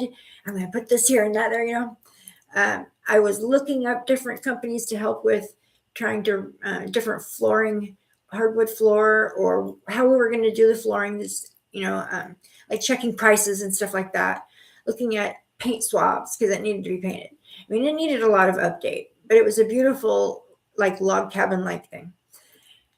Oh yeah, I was doing all the things.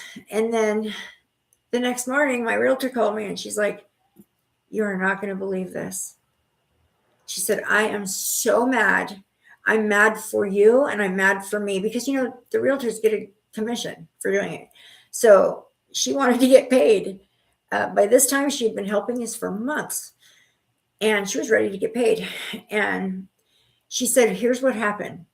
The man that lives in the blue house across the river, on the other side of the river, is you had to go across a bridge to get to this cabin too.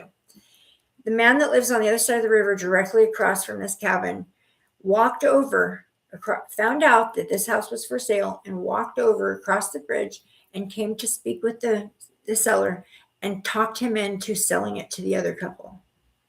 I said, what?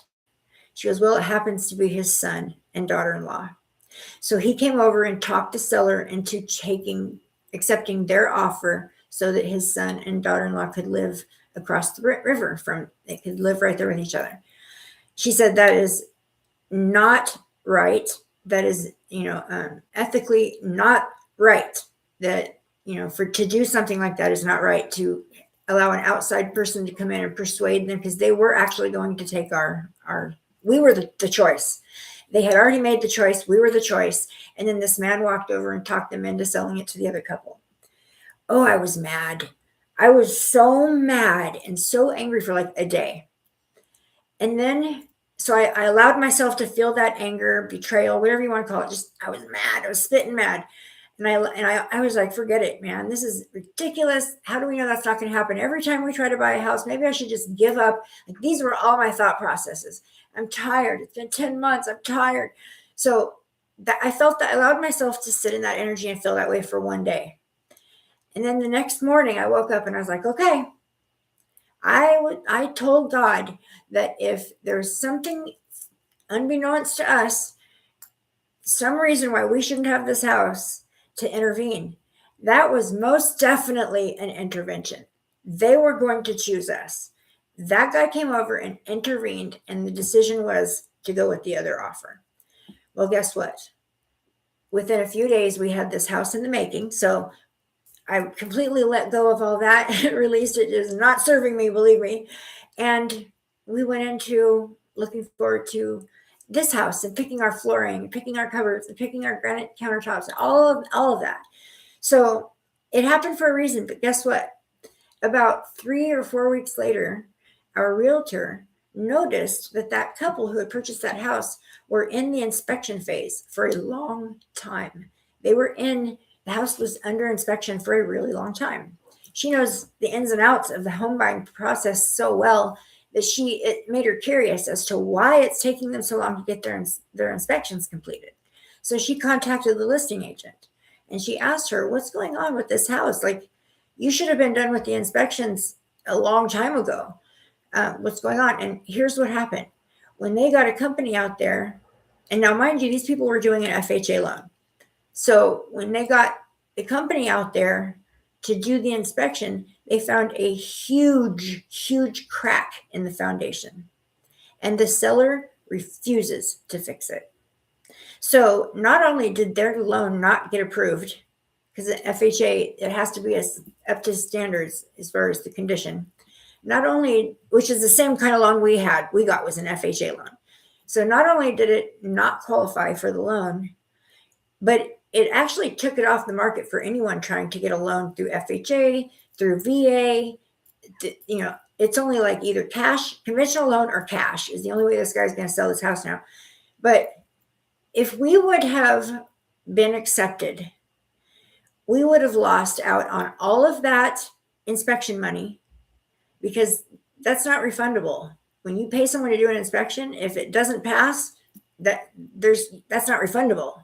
And it's hundreds of dollars to have these inspections done. I mean, even on a brand spanking new house that's literally freshly built, never been lived in, we still had to pay $600 to have them come in and do an inspection. And that's like the easiest, cheapest inspection there is. So we would have lost all the money that it would have cost us, probably near around $2,000 to have the inspection done, because it was such an older home. We would have lost that money. We would have been 3-4 weeks back in the process. We would have to start all over again looking for a new house. Like, what I'm trying to say is that intervention was absolutely asked for and delivered. So when I made the same, prayer about this house, this place, and our decision to just have a place built for us and all that, when I did that, I asked for the same thing. If it's not where we're supposed to be, intervene. If this is where we're supposed to be, make it flow. And that's exactly what happened. It flowed. Oh boy, did it flow. Everything just, and within a month, we were sitting in our home. Yeah. So this place was built for us. It was, it really was. And it's funny because I can go on Google Earth and I can look at old pictures of like what it looked like before there was a structure on it. Because when you have a build, you choose a plot of land and you see it on a map. You don't see it with your eyes right away. You see it on a map, the surrounding areas, what they look like, and like the property value around it. You pay attention to that. But I didn't get to see any of, like, being that it's far away from where we were living, I didn't get to see like any of the building process. I didn't see the foundation being laid. I didn't see the framework happening. I didn't see any of that. We did come like towards the end, but really, like, it was not here one day. In my perception, it was an empty lot one day and a beautiful house standing on it like the next day. So, yeah, it's funny how you can go back on Google Earth and I can get a visual of the property and the surrounding properties before the house was even built. Karma is the old man who can't sell his home, and karma on the couple who tried jumping in front. Absolutely. Absolutely. You nailed it. Absolutely. That's how the world works too. Like, if you try to force something, that's exactly how it works. If you try to force something that's not in alignment or not meant for you, there will be repercussions.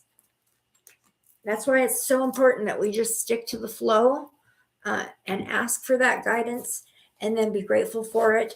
I was mad for a day, but then I remembered I absolutely asked for that intervention to take place if it needed to. And then I went from being angry and just mad to being grateful, like, quickly. And I didn't even know yet at that point that there was a crack in the foundation and all of that. So anyway, so since I figured I would pull a card for the collective, or maybe two. Let's do one from the Inner Child Oracle and one from the Angels and Ancestors.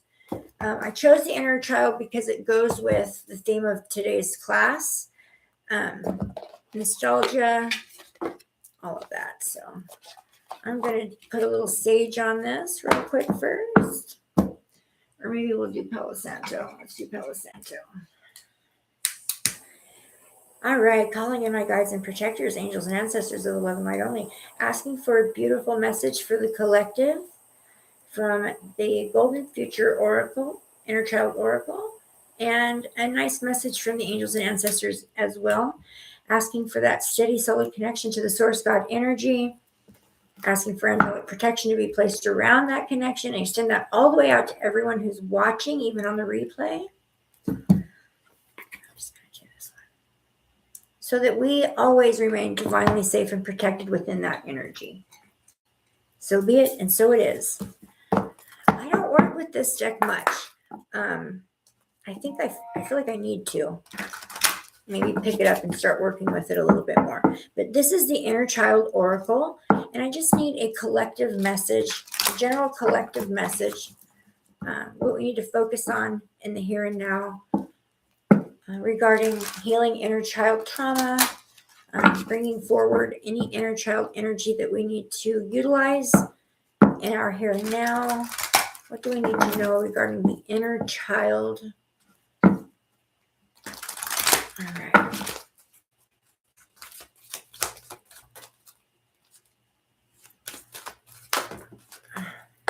Okay, I got 3. I don't understand this, but for some reason I have the wrong booklet. Okay, we got card number 37, which in numerology is a 10. This is a completion. And it says intergalactic travel regarding the stars with wonder. Okay. Oh, wow. Ha! Okay. The next one is card 38. So this is in numerology is 11. This is free energy, talking about being a powerhouse. So now we have a progression going from 10 to 11. And the next one is card 39. So these kind of just came out in a group. This is 12. So this is a forward motion. This is fluid movement. And this card is crystalline light body, building your crystalline Merkaba. Okay, I have to find the right book. Hold on one second here. Somehow my books got mixed up.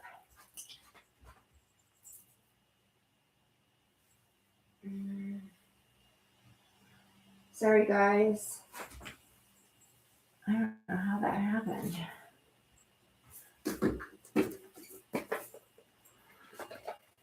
There it is. Okay. I don't know why I've got the Golden Future wrong booklet. Okay. So we've got intergalactic travel. For me, this feels like it's connected to the message earlier. I was talking about traveling in your dream states, lucid dreaming, astral projection.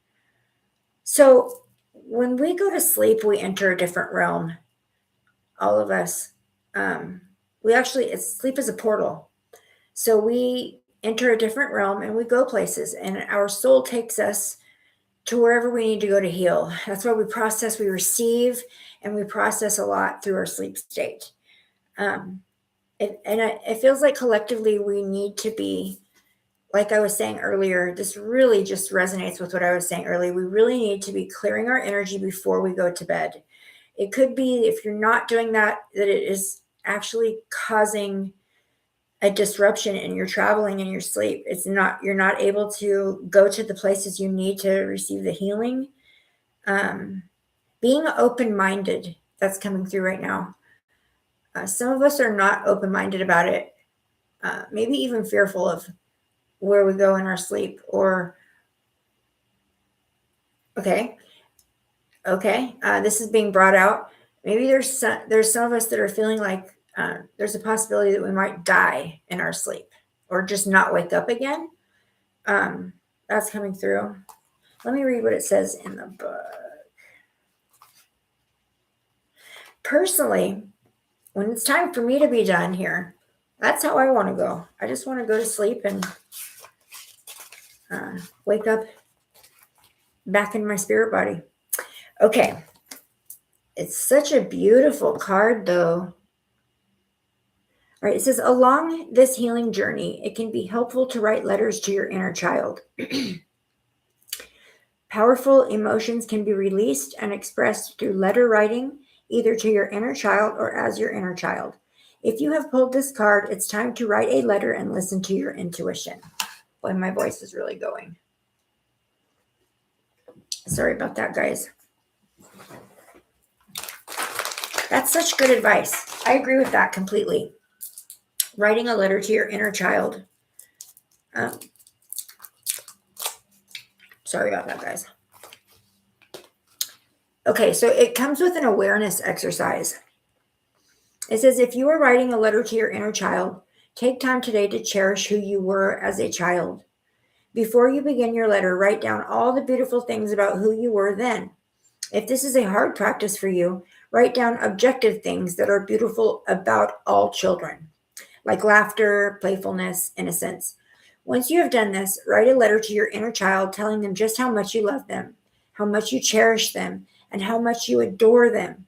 If there are specific things that your inner child needs to hear, like that they were worthy or special or forgiven, now is the time to tell them so. If you are writing a letter as your inner child, take time to remember what it felt like.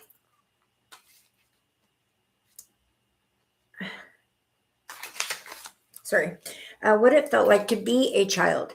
Reflect on the memories you have and give your inner child the permission they need to speak. Once you are ready, write down the needs to come forth. There might be certain people that your inner child wishes to write to, including your present self. It is good to practice non-judgmental and acceptance as your inner child speaks. There might be surprising or unwanted statements that come up through this process, but know that these statements are in no way a reflection of your worth or the worth of others in your life. This is just the process of healing. Once you have finished writing your letter, it can be quite cathartic, particularly if your letter includes heavy or sad elements. To burn it in a releasing ritual. To practice the releasing ritual, first set your intention to let go of what once was and invite love and forgiveness to replace that. Then burn your letter. Be sure to only burn paper and to do so safely. You can also place your letter in a sacred or secret place for safekeeping. And for a journaling prompt, a responsive journaling prompt, it says, how does your inner child feel after receiving or writing this letter? Do they feel seen and known? So yeah, if you feel like there's that's great advice. If you feel like there's some inner child trauma that took place, or part of who you were as a child that you're lacking now, I wish I could be like this again, or I wish, when I was 5, I wish I would have known this, or if I would have known then what I know now, right? So yeah, write a letter to that. Either write a letter to your inner child or as your inner child. And then if it contains or carries the heavy energies like disappointment in yourself or embarrassment or anger or sadness, any of that, go ahead and burn that. Burn it up, release it, speak the intentions before that you're releasing this right now and it no longer pertains to you, and you're releasing it and letting it go, that you've learned the lessons you need to through it, and that it served its purpose and is no longer a needed thing. That is great advice. I mean, I will do that. Because I feel like that could be very helpful for me, considering some of the things that I experienced as a child that I do tend to run from. I do tend to want to shove down and not deal with. I don't want to think about that again. It hurts. But it is necessary in the process of healing for sure. Okay, the next one is card 38. And it says, wait a minute.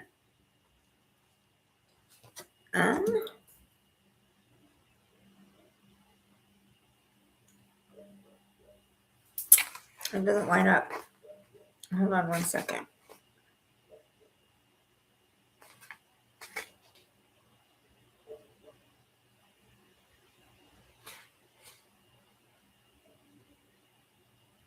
Well, it says free energy.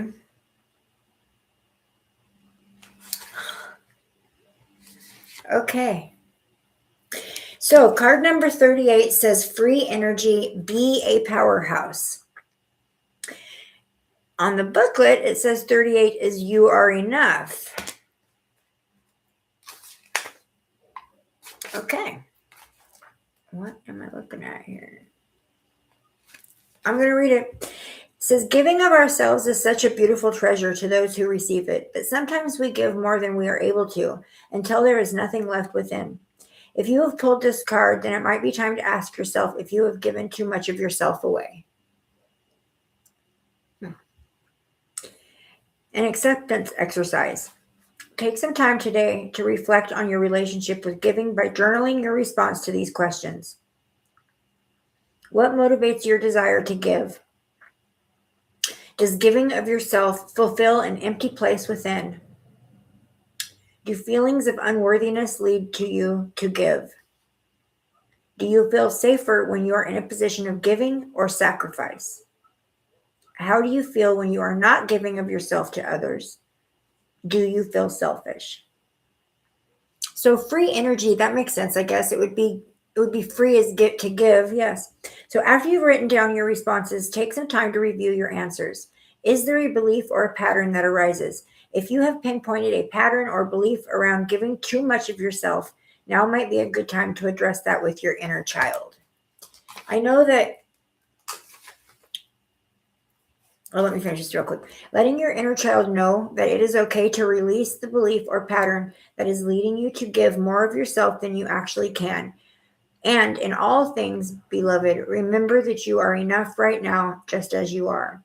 And a journal prompt would be, how does it feel to know that you are enough without having to give yourself away? Okay, that makes sense to me now. I don't know how I like the booklet that comes with this deck, but I like the message that they're trying to portray here. We do tend to, okay, I don't know about you guys, but personally, I almost get like a high off of giving gifts, okay? And I was like that when I was younger too, to where I gave away all my stuff as a child. And I would love this material object. I would love it. I would treasure it. But I would give my things away. And I used to get in trouble for it as a child. My parents were the ones paying for this stuff, so they would get really mad at me. But why did I do that? Number one, because I wanted people to like me as a child. That's one of the reasons. But mostly it was because I loved the energetic feeling that's, and still do to this day, to the point where I can almost like say to a fault. I love the energetic feeling that my energy field picks up on when someone, like the giddiness, the high, the happiness, the joy, the spike of happiness and positivity and joy and love that comes from receiving a gift. I can feel that in others. So like say I give you a gift and it just makes your day. It makes you so happy, like emotionally overload. Like you're so excited and so grateful and so happy you just received this beautiful gift. You know that feeling of getting something that you just are blown away by this gift that someone has given you with no intentions. It doesn't mean you have to give them something in return. It's just something they've done out of the kindness of their heart because, you know, that feeling you have when you are receiving that gift, that excited, whoa, look what I got, that feeling, right? I actually feel that in the energetic field. So for me, not only am I experiencing the beautiful energy of giving, of being generous, of giving and sharing, but I'm also feeling what they're feeling. So it is very addictive for me.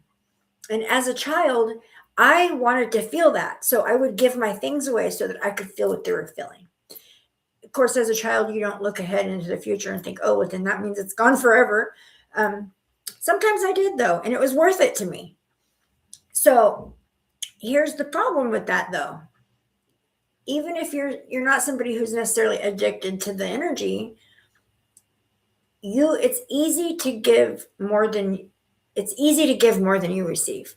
And it's easy to get caught in the loops or get caught in relationships where you do a lot of giving into that relationship, and pretty soon you realize that you've been doing all the giving. And now you're in a relationship with somebody who's not giving back, and it's unbalanced. And you're doing all the work, and you're doing all the giving, and they're doing all the taking, and they're letting you do all the work. And to a point where it becomes the normal for them. So then all of a sudden you're like, wait a minute, I've been giving and giving and giving and doing and doing and doing. And what are you doing for me? So now you're resentful because this person has done nothing but take from you, but you kind of started that. So be mindful that there's reciprocation taking place, that there's a balance within the giving and taking, having and receiving and giving and taking. I'm not saying tit for tat. Okay. I'm not saying, only give a gift if you know you're going to get something back in return. Just be careful how much of that giving energy that you allow to take place before you ask for some reciprocation, or before you decide to cap it off and stop giving for a while and let them be the ones, because people will take advantage of that. But the thing is they're kind of legitimate in their right to be like, why are you so mad? This is how it's always been. Why are you so mad? Like, I didn't ask for those things. You gave them to me, and now you're mad at me that I took them or accepted them. Does that make sense to you guys? Like, make sure that you're not overextending, overgiving for whatever your reason is for why you do it. Just some people just do it because they like to feel good about themselves, or they like to make people happy, or they want to try to help. All legitimate reasons, just make sure that you don't get caught up in that loop where you're the only one giving and you're lending all your energy out, and all of a sudden you realize you're depleted. You have nothing more to give to this relationship, but they're still expecting it because this is how it's always been, and you're the one who started it. Does that make sense? It kind of hits for me because I recently had to step away from a relationship where this person constantly took from me in every way, energetically, financially, whatever. Just they took and took and took. And when I started to feel taken advantage of and tried to pull back and tried to appeal to them and be like, look at all these, look, I've done this for you and this for you. I did it out of love, out of kindness, out of generosity, wanting to help, whatever. But you're not reciprocating. Like, why aren't you giving back? Why aren't you putting as much into this as I am? Sometimes they can't. Sometimes they can't. And sometimes they were just there to take. And that's the lesson that you're supposed to receive from that relationship. Just don't hang out there too long, because they will bleed you dry and leave you standing there dry. And you'll, as good of a person as you are, or as much love there was behind it, you will feel so devastated and then look back on it and think, wow, I actually poured a lot into that relationship and I have nothing to show for it. So be careful how much you're giving is definitely a great message. And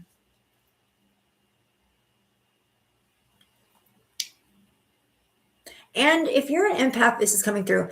And if you're an empathic individual who naturally feels other people's emotions, or within that, you can feel that someone's needs are not being met, or that someone's in not a good place.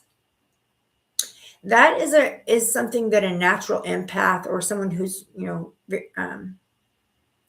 lives by their empathy. Okay, how am I supposed to say it? I guess what I'm going to say is we attract broken people, okay? We attract broken people. And they come to us broken. You can't expect that. I don't know how to say what's coming through. Basically, be careful how many broken people you allow in your energy. Be careful, because broken people will take from you. And they're attracted to you. They see something in you that they want for themselves. But that doesn't necessarily mean that they can attain that through you. Thank you. Okay. They need to do the work in order to receive the lesson as well. So in a way, when you overly help someone, you're actually harming them. Thank you, Spirit. That's what I was trying to say. In a way, when you're overly helping someone, or you're giving and giving and giving to better their life, you're actually harming them, because what they're learning, the lesson they're getting from that, is that it's okay to just be a taker, and that there's people out there that will allow that. And then you become the bad guy when you try to put an end to it. So yeah, that makes sense. Sorry that took a minute to get to it. Sam says, oh man, I got to catch up here. Okay, first of all, Taurus says, yes, I've been processing another at night, old memories and energies. Good, Taurus.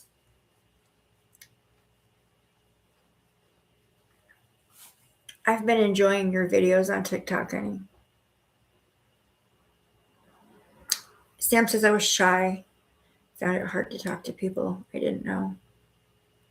A lot of times empathic children will be shy because they don't know how to process the energies that people bring to them. I love giving things away too. I love it. It can be a problem sometimes. Yes, to a point where people expect it. And they're like, what's the big problem? Like, I've always been this way. Or yeah, to where people expect it. I mean, I was in that situation. It was like, look, you're taking advantage of a situation that I did out of the kindness of my heart, and now you just expect me to do it. And now I went from being this kind, generous individual to your enemy because I'm not going to keep giving to you. That just happened to me. I feel people's feelings. Sam, yeah, you're empathic, Sam. That's why. It's hard, isn't it? It's hard to feel other people's feelings. It's hard to absorb the toxicity and then process it back out. But we've got to make sure we're clearing that out at the end of the day. Do not take that to bed with you. Go wake up with it if you do. Okay, last one is Crystalline Light Body. Build your Crystalline Merkaba 39, which is 12. So we've got 10, 11, 12. Almost the last card in the deck. Oh, it says, you are wanted. Abandonment is a wound that many of us carry. It is a tender place within us that mourns at the prospect of rejection. Such a sweet heart beats within those who have experienced the pain of being unwanted. Be gentle with yourself in the presence of this pain. At our core, we all crave connection and to be drawn into the embrace of a beloved soul. Okay, this is an acceptance exercise. Okay, I'll read your thing in just a second, Sam. The exercise for this card is quite gentle in nature, but it will require you to be exceptionally vulnerable with yourself. I recommend doing this in front of a mirror, but if the mirror is unavailable or if it detracts from your ability to complete the exercise, please skip that step. Find a comfortable place and reflect on a touch that speaks to your abandoned inner child. Reflect on a touch that speaks to your abandoned inner child. For me, this touch is when someone cups the side of my face. Oh, okay, I get it. So it could be a hug, a kiss, somebody touching your hair. So reflect on that, what speaks to your abandoned inner child. Once you have found the touch that brings to life these tender places within, give that touch to yourself. So for me, that would be sitting on my grandma's lap in her rocking chair. That was my safe space. Ultimately, nothing could hurt me there. And whenever I'm feeling overwhelmed, I'm having anxiety attacks, feeling alone, lost, whatever, if I'm having those dense emotions, I can take myself back to that spot in my mind and put myself, I've done it so many times that I literally focus on the details of the flowers on her dress and whatever it takes to put myself back in that place. I never walk away from that not accomplishing the goal of feeling peace again. Okay. Please give that touch to yourself. So if your favorite thing was a hug by your grandma or a kiss on the cheek from Papa, give that to yourself. Give yourself that hug. Give yourself that kiss. If you are in front of a mirror, I would like for you to look into your eyes and tell yourself that you will never leave you. Create Design, this is for you too. Tell yourself that you will never leave you, that you will never abandon yourself, that you will never walk away, and that it is you, beloved, and me until the very end. Yeah, we come into this game, realm, life, whatever you want to call it, all on our own, all by ourselves as a single soul, and we go back out that way. We collect people along the way, but we can't take them with us. If you do not have a mirror, close your eyes and say these words. Know that you are your own home, and that is know that you are your own home and that it is waiting within. That is great advice. For a responsive journaling prompt, it says, how does your inner child feel after hearing that you will never leave them? Do they feel loved and seen? Is there anything that they need at this moment? So there's the journaling prompts. Yeah. So this class, I feel like this class was geared. Create Design, I feel like you came here to this class. You were led here for sure today. You needed to receive these messages. There's some inner child work that needs to take place for you, sweetheart. some, you need to recognize some things that you have been unwilling to heal or deal with, or maybe some kind of abuse or some kind of like abandonment issues, because you say you feel like everybody leaves you. That exercise, looking at yourself in the mirror, even closing your eyes and just imagining yourself standing in front of yourself, reminding yourself that you are never going to leave you, that is meant for you for sure.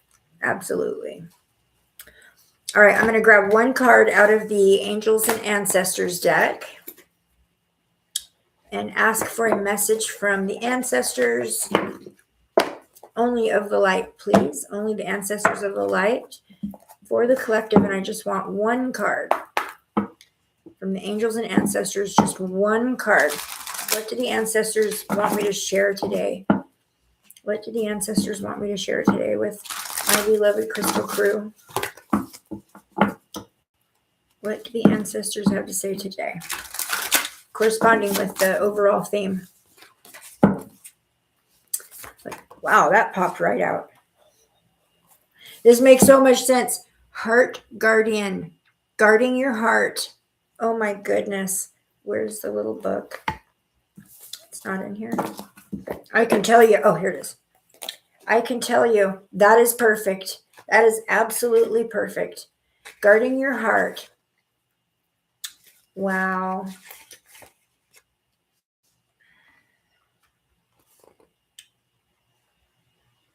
So this is from the Guardians and the Messengers portion of this deck. So this is not the angels. This is the Guardians and Messengers. It says, love and let yourself be loved. The message, welcome with open arms, opportunities to give and receive love. I feel like that is still geared towards what the message earlier, being open and receptive to receive. And if your sleep state is the platform for which that to happen, make sure you're clearing away any residual energies so that you can be open and receptive to receive. The heart guardian is an angelic energy that can help you call for protection and guidance with all issues surrounding the heart. There you go. This is for you. This is essentially the angel who helps you with all relationships, whether they be with yourself, family, or even a romantic connection. She can enable you to move beyond any limiting fears about trust, discern whom to trust, and understand how you can move forward in a balanced relationship with that person. In this card, she is adorned with a sacred heart and draped in a red cloak to show her capacity to let love lead the way. You are loved, lovable, and loving. The energy of love is surrounding your whole world at this time. Angels are swirling around you. Remember what I said, that you have a heavy angelic presence. They want you to know that you are a highly loving being who deserves to give and receive love. If you're finding it challenging to feel love at this time, it's important for you to give yourself credit where it's due. You are only encouraged to welcome support. You are also encouraged to welcome support from others. Learn to receive. Don't try to do everything on your own. Don't overgive. If you're working on a relationship or are in a new relationship, this card can usher in energies that allow you to forge a powerful connection with your partner. Love is in the air. Okay, that makes me think that you need to reach out. We all need to reach out to our guides that we are assigned with in the beginning. When we first come in, there will be a main guide. And a lot of times we'll trade lifetimes. So like you'll be their guide for their next lifetime. But everything's happening all at once. So a lot of times it's like you switch places. You switch places in different timelines. That's what's coming through the energies right now. We all need to kind of reconnect to our main guide. Ask for direction, protection, renewal of, the heart space. Acknowledgement is coming through. So there needs to be an acknowledgement. Yeah, talk to them, speak to them. Speak out what it is you're needing, whether it's healing, whether it's whatever it is you feel in need of. If you feel like you're alone and you need companionship, ask for that. Ask to receive that energy. And the fact that they're standing next to you is companionship. It's just you're not feeling them or seeing them. So ask to. If you're ready for a new relationship, if you're ready for a new friendship, ask for that and guidance and protection around that. Ask to be given the discernment to know whether or not who to be connecting or allowing in and out of your energy. I feel like I should have done that, and I feel like I skipped that step. Sometimes I rely so much on my intuition that when I'm feeling like secure about a certain individual or group of people, it may just be I'm picking up on their feeling of being secure over me, and I'm calling it in as my own. This individual that I've parted ways with was very generous in the fact that they would constantly compliment me, would constantly say, I believe in you. You're so amazing. You're magical. You're this, you're that, the other. They felt that. They legitimately felt that. And I trusted that. But I should have been a little bit more intuitively open, because looking back on it now in hindsight, I can see where there was such a misalignment with this individual in so many ways. And I had blinders on. And it makes sense to me now why certain other people would say, it's weird that you guys are friends. You guys have nothing in common. Like, what do you talk about? You know, those kind of things. And I was always like, oh, but we have so much fun. So yeah, be leery of if you need companionship, if you're looking for companionship, speak it into existence, ask for it. But at the same time, make sure that you are specifying that it's an equal relationship and you're not leaving yourself open to be taken advantage of or taken for granted or being treated less than. So important. Oh, thank you, Sam. Thank you. I do love everybody, and I want to see the good in everybody and bring that out to the forefront of them, because there's good in everyone. It's just that sometimes people get stuck in energetic cycles that keep the good out, or not even out so much out, but keep the good less. And I just have this overwhelming desire to like pull the good out and make it like what I acknowledge. But if there's not an alignment there, the universe removes people that are not for our highest good, especially if you ask for it. If you ask for it, the universe will make that happen. God will make that happen. The angels will make that happen. And however that has to be, sometimes it's really painful. And you can really feel like you suffered a great loss for a minute, even though you know it's for your highest good. It can be really painful. And also you learn a lesson in that you give and give and give to somebody and you walk away depleted. You're not going to ever get that back.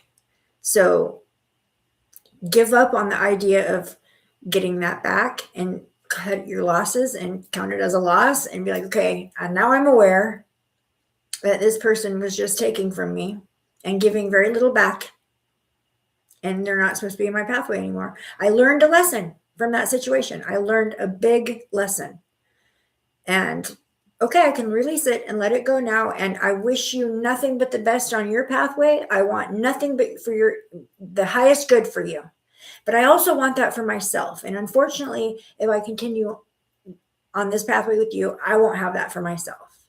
So you can release somebody with love and truly, fully feel love in that release. And yeah. And then you set things balanced again. Yep, that's what life is all about. You're absolutely right. Learning lessons. We have to look for the lessons sometimes. Sometimes they're hard to see right at first. But you have to look for them. And then once you realize what the lesson was, express gratitude for that, for sure. Okay, my friends. I think this is a wrap. Holy moly, I've been on here a while. This is the longest live. Thank you so much for hanging out with me for so long. My goodness. Thank you, Sam, for moderating. You're the bestest. The bestest. I appreciate you. Okay, now that our flooding is done and over with, I really want to come back on Tuesday and do the free readings. I feel like there's a lot in the energies right now. I feel like there's a lot people need to hear and be made aware of. Man, there's so many things happening right now on the planet. There's so much happening. It's a little overwhelming. There's some shifts that need to take place. There's a lot of questions about like truths that are being discussed or being unearthed right now. The truths, within our government, within our societies, within our timelines, within the galactic stuff as well. Disclosures are happening. Things people didn't believe or couldn't believe at one point are now have no choice but to believe are happening. But there's confusion around that, like the orbs and the satellite or the three-eye atlas, the comet thing. All of these orbs, all these drones, all these weird happenings, the strange colors in the sky, and like just the natural disasters, the floods, the things that are taking place, all a lot right now, a lot. And a lot of people are chalking it up to biblical prophecy, which some of it is. But there's also a lot of illusion within all that. There's a lot of sneaky stuff happening to kind of try to gear our minds towards believing this and that and the other. There's a lot. There are definitely major things happening on the planet right now, but there's also individual, I don't know, fractions. I don't know what the right groups of individuals who are taking that, the fact that everything's weird right now and up in the air and things are changing and things are coming to light. They're taking advantage of that and using it to try to fool people, try to create narratives that fit or create belief systems or put things into their narrative. I want to talk about a money system that's getting ready to be implemented or I don't know if implemented, introduced. And the fact that I keep receiving downloads and information regarding that. Yeah, there's a lot. But we are all individually going through our own things right now. And we all are, with everything that's coming to light, there's so many questions. Some of it is not for us to know, but some of it is important for us to know in our pathway so we can act accordingly. But anyways, it's time to get back to doing the free readings again. I watch a woman called Isabella. She's really good. Oh, send me a link. I'll go check her out. Send me a link in Messenger and I'll go check her out. You're welcome, sweetheart. Okay, you guys. Thank you so much for joining me. Thank you so much, Sam. I'm so happy to be here every time. I am lifting you all in abundant, divine, white light, the highest light. Asking for angelic protection to be placed around you everywhere you go so that you can remain safe. All right, guys, have a great rest of your Sunday, and I will see you on Tuesday. I'm going to be coming back on Tuesday around the same time, noon, so that everyone can be here. And we'll see how that goes. I was doing my free reading classes or free reading lives like 5 or 6, I think, before, but I think that's too late for you guys over in the UK, isn't it? So we'll try doing it at noon. If I have to do 2, I can do 2 and do 1 later at night. No biggie. All right. I'm going to go now. I'm going to shut up, stop talking, and I'm going to go play with my puppy. See you Tuesday. Thank you, everybody. Blessed be.